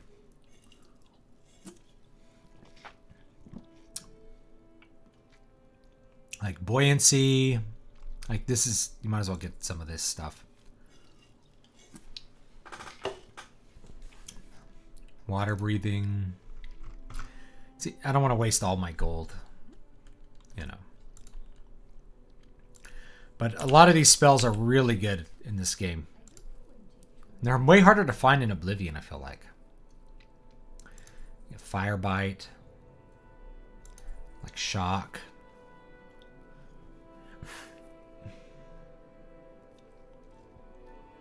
Flea bite. This is pretty... I don't think I would ever use that. So that's cool. You can make sounds.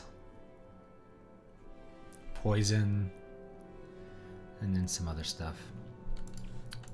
I'm not going to get all that stuff done.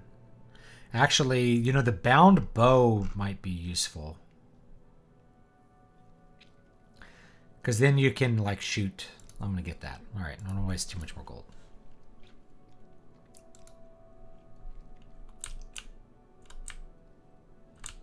Have you ever thought about making your own video game? I have, but the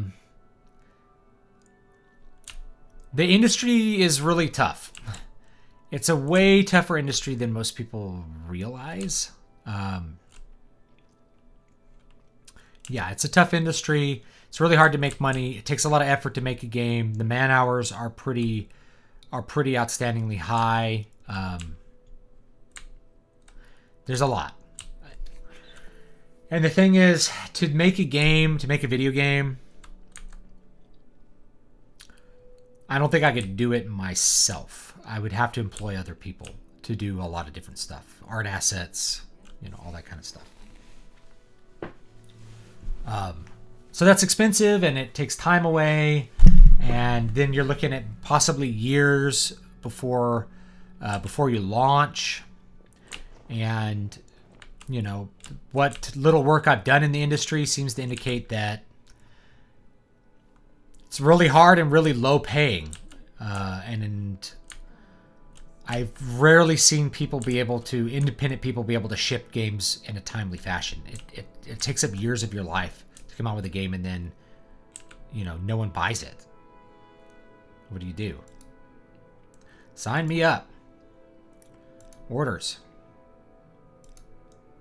All right. This is the one to kill the rats. This is always the first quest in a fighter's guild, I feel like, is go kill rats. It was that way in Oblivion, too.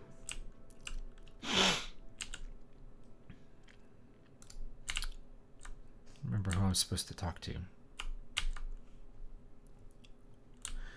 you have any preference between Morrowind's travel system with spells and fairies and the more modern fast travel? I like the spells better for, I guess, a bunch of reasons. But in the end, the fast travel's, it's basically doing the same thing, right?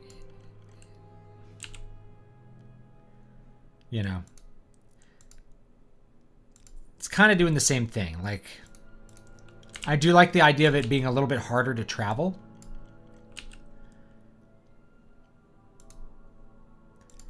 But fast travel's just kind of taking out something that really wasn't... Like, once you play this game a little bit, the travel system is not that annoying or cumbersome. You basically can fast travel. It's just much more annoying to do so. So, I don't know. I prefer a little bit harder ways to travel. And I like that in, like, EverQuest and World of Warcraft, too.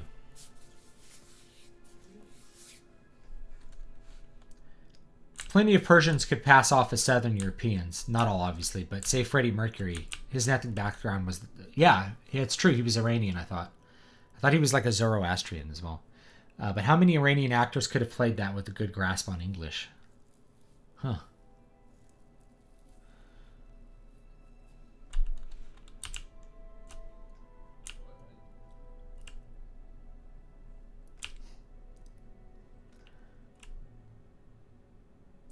Yeah.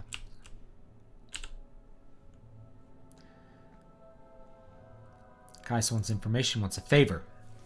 There are dreamer ruins nearby called Arcthanged. I want you to run over there and find me a little cube with a circular design and symbols on one side. It's called a Dwemer puzzle box. Okay. Alright. Let's see here. Head south out of town, past the Siltstrider port, then cross a bridge. Cast over the Odai River. At the signpost, head north towards Caldera. Immediately on the right, see a signpost for Maligmar. Turn right and head uphill on an old road. Yeah, I think I've been to this place. I think I remember where it is. Let me do that.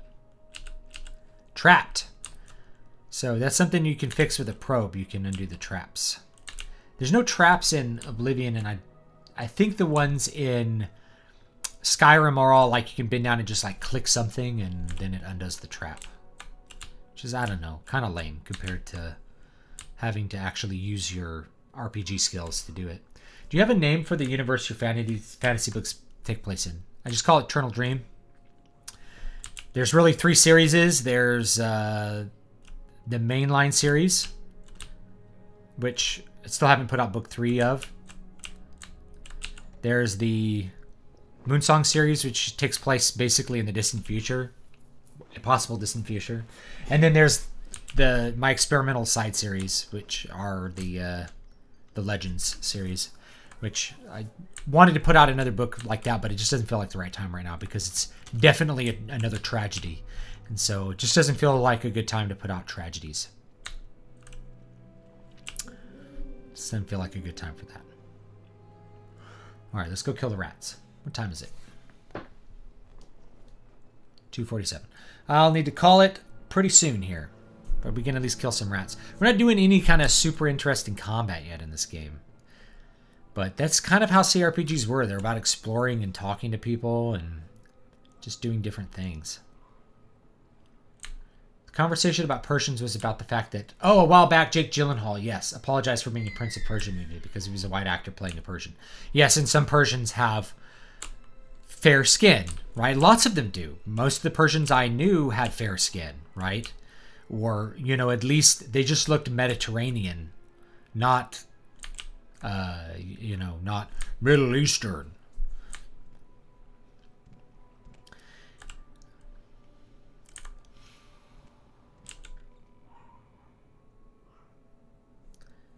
Sir?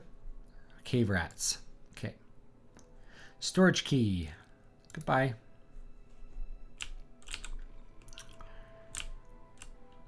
It's basically the same quest in Oblivion. You have to go to a storage room and kill some rats. Let's get my sword out here.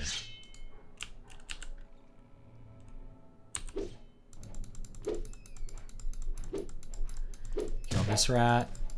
What's kind of cool about this little quest is like if you're getting owned by the rats somehow, you can just kind of like leave the room and come back. See, I'm getting killed by the rats. You can just go out here and then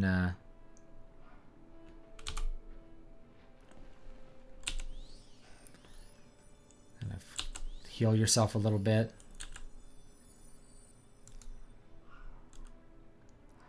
Boy, that just really doesn't do anything, that ring. Then you can come back in and kill the rats. Yep, I'm killing rats.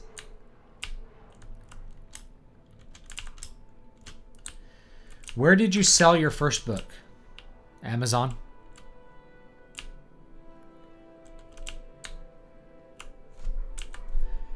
I guess this is where I sold it. Can I sleep in someone else's bed in this game? I don't even remember. I think you can't. This is also like a pretty good house to rob. Oh. That's a pet. Oh, no. No, he's not.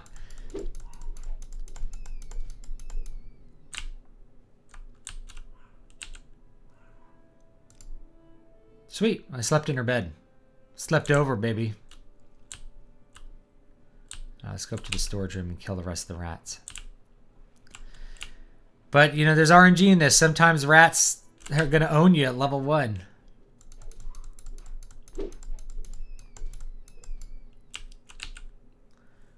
Alright. Dispose of corpse. Sometimes you do need to dispose of the corpses because there's actually a problem where you'll run out of memory. Because there's so many corpses in the game. It like loads them all at once or something. Some kind of weird flaw in the way they designed this.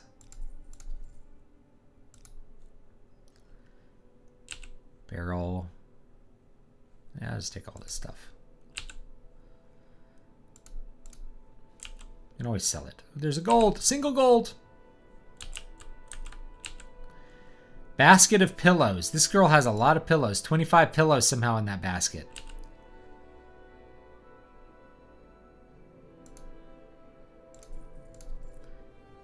Petty soul gem. Take all the ingredients. Take all that. Still haven't done any alchemy.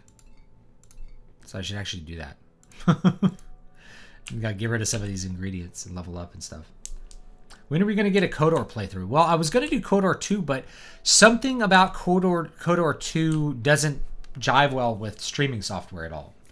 And I haven't figured out a workaround. So, yeah, I don't know what I'm going to do for that. Yeah, they're like, only gay people can play gay characters. The funny one is like, only trans people should play trans characters. That's kind of acknowledging that, like, somebody who's a trans woman isn't actually a woman. You know, kind of subtle how they undo their own attempts at thinking sometimes. There's an enchanted silver blade in one of the boxes. Well, we got to go get that. I think I actually have to talk to her anyway. So, yeah, let's go do that. Funny, if you need to get a little bit of a speed boost, you can, like, jump forward and you'll go a little bit faster. This is a slow character for some reason. I didn't... Well, not for some reason. I just didn't emphasize speed when I built it. I was like, this will be like a warrior character. Is this her house?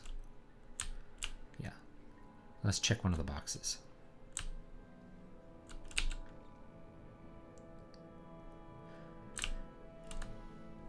Let's check.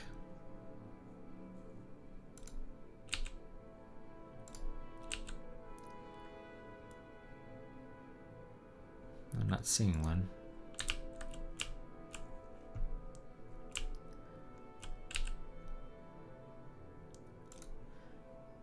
I'm not really seeing one. Maybe in her house. If you had the free time, do you think that you could write for 4 hours a day on a regular basis? Yes, and I have, and I could. I could do 8 hours a day. But I don't have that time. I just don't. Like, see, these are really valuable books. Let's steal one. It's 200. I mean, 200's pretty good. All right, let's get a lockpick here.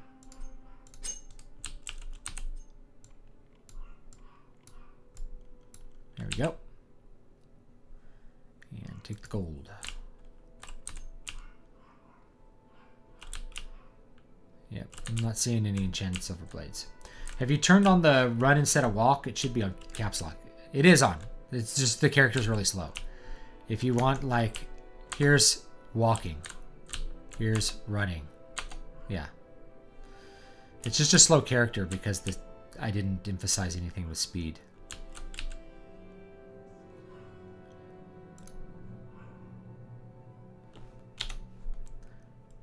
It's in that storage room. The bones are on the right side, I think. Maybe go back when it's day again. Well, it's day now. Yeah, see, here's running.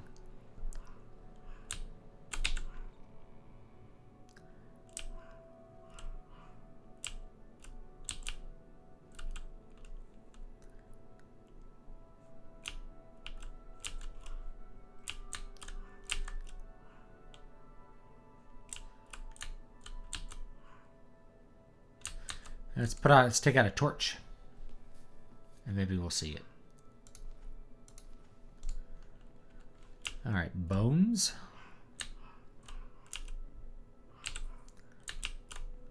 Sacks, barrels.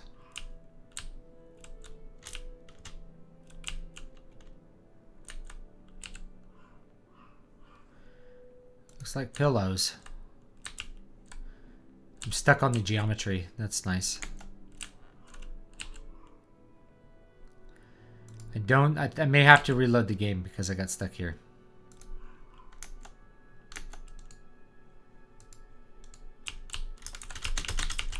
Yep. There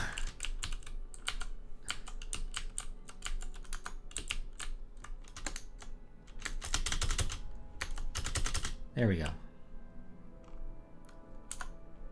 Yep, I don't see it. Boxes.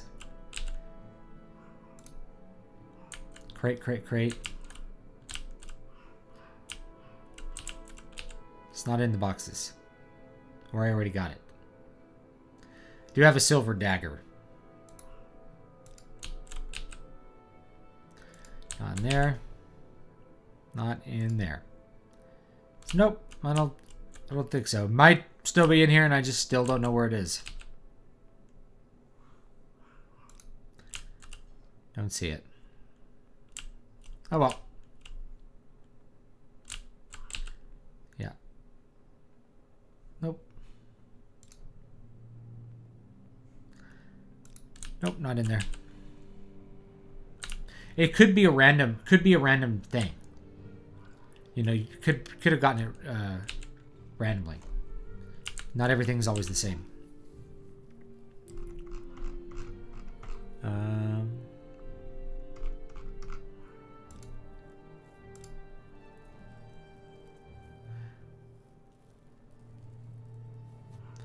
All right. I got 100 gold. She likes me enough to let me sleep in her bed. As a Michigan resident, how concerned should I be with my governor telling people that they shouldn't celebrate Thanksgiving, Christmas with family? I wouldn't even consider remotely what they have to say. You do whatever you want. They can't enforce it and they won't. Right? I don't think you have... Like, most police are just not going to bother enforcing that. It's impossible to enforce, so why would you even consider it? It's unjust and impossible to enforce. So just ignore it. You know, the whole point of wearing masks and gloves or whatever is because out in public you don't know who's sick and who's not. That doesn't really apply to your family. You know? So it's like, I'm going to be very cautious about touching objects where I don't know where they've been because someone could have coughed on them with coronavirus. Okay, I can understand that caution. But your family, if they're not sick, they're not sick. You're not going to get... Now, I got coronavirus from my son, who got it basically from playing with family, possibly, but, you know. The family gathering, like, who cares, dude? You know. I already went there. What am I doing? I need to go back to the guild. Is the guild over here? Where's the guild? No, it's on the other side. What am I doing? I'm talking too much. KOTOR has major issues with widescreen, particularly the cutscene videos. Seems complicated to fix. You have to patch the game, actually. So you have to do a special patch of KOTOR to run it in widescreen. You can do it, and the patch actually runs pretty well. But you have to patch the game. You can Google it, KOTOR widescreen patch, and you can patch it to whatever resolution you actually want to run it in. And that should do the trick. To be fair, a lot of infections are caused by family members. If children are little germ factories, which is why, like, they're concerned about schools, I guess. Because if you're a teacher, you're getting sick all the time because kids just bring in their germs and pass them around to each other. You know, that's how it works. They're little germ factories.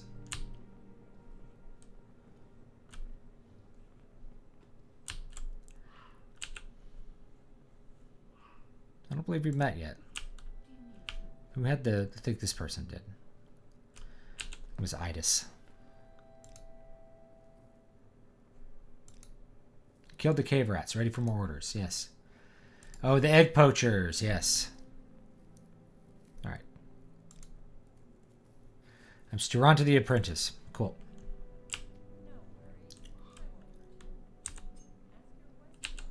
Do I think Karl Marx was well-intentioned but believed his own theories, or do you think he was a deceiver?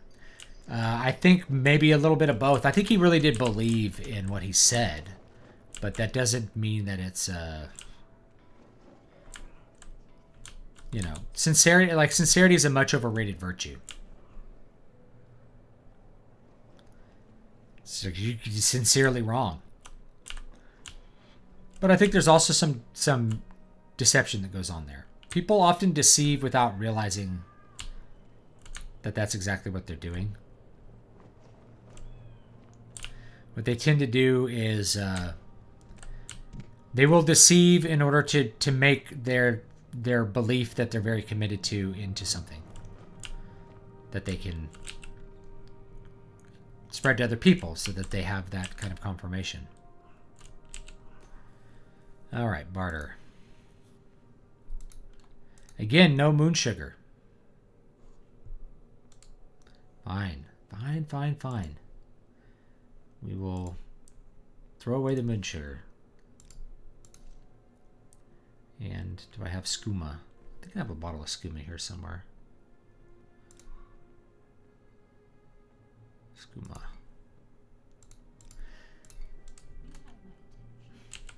All right. See what she's got here.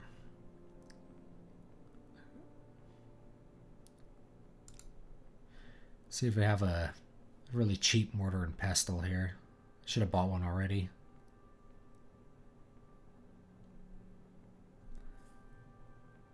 The Grandmaster one is super expensive. She has a lot of gold, though. If I can sell her. I didn't buy that stuff. Anyway.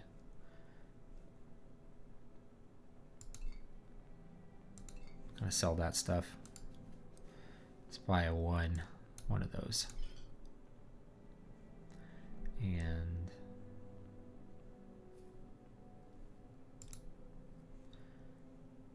offer. All right. Where is this mortar and pestle? All right. Let's make some potions. I don't remember what half of these are going to do.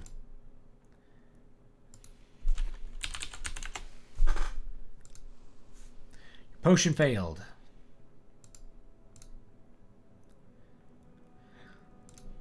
If we can eat some of these to figure out what they do.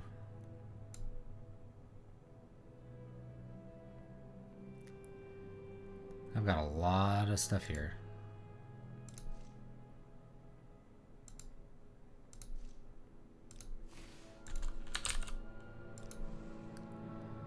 I suppose you can... I'm not going to do all that right now because it's about time to stop. Stop playing Weeb Zelda. I don't know what that means, but probably not. Oh, you mean Genshin Impact. I mostly play it on my phone, like here and there. It's a good game. I just don't have a lot of time for it. All right, I probably need to actually call the stream here because it's 3 o'clock and I have a lot of other work to do. But I actually really do appreciate it. I appreciate the people coming and hanging out with me. I guess I could have just stolen some stuff somehow. Games are easier when you're willing to kill everybody. I didn't see any other mortar and pestle stuff over here, so whatever. All right, but thanks, folks, and I'll probably gonna call it here because I gotta get going. But I appreciate everybody hanging out. Keep it easy. Stay cool. Don't worry too much about things. Things are going to be fine. Have some fun. And, yeah, just focus on being productive and having some fun over the next couple weeks. And I'm going to try to be productive here, too. But I do appreciate it, and I will see you guys next time. I'm trying to do this every week at 1 o'clock, and I might play a little bit again tomorrow, just depending on how things go. And we'll have a good time there, too. So thanks so much, and I'll see you guys next time.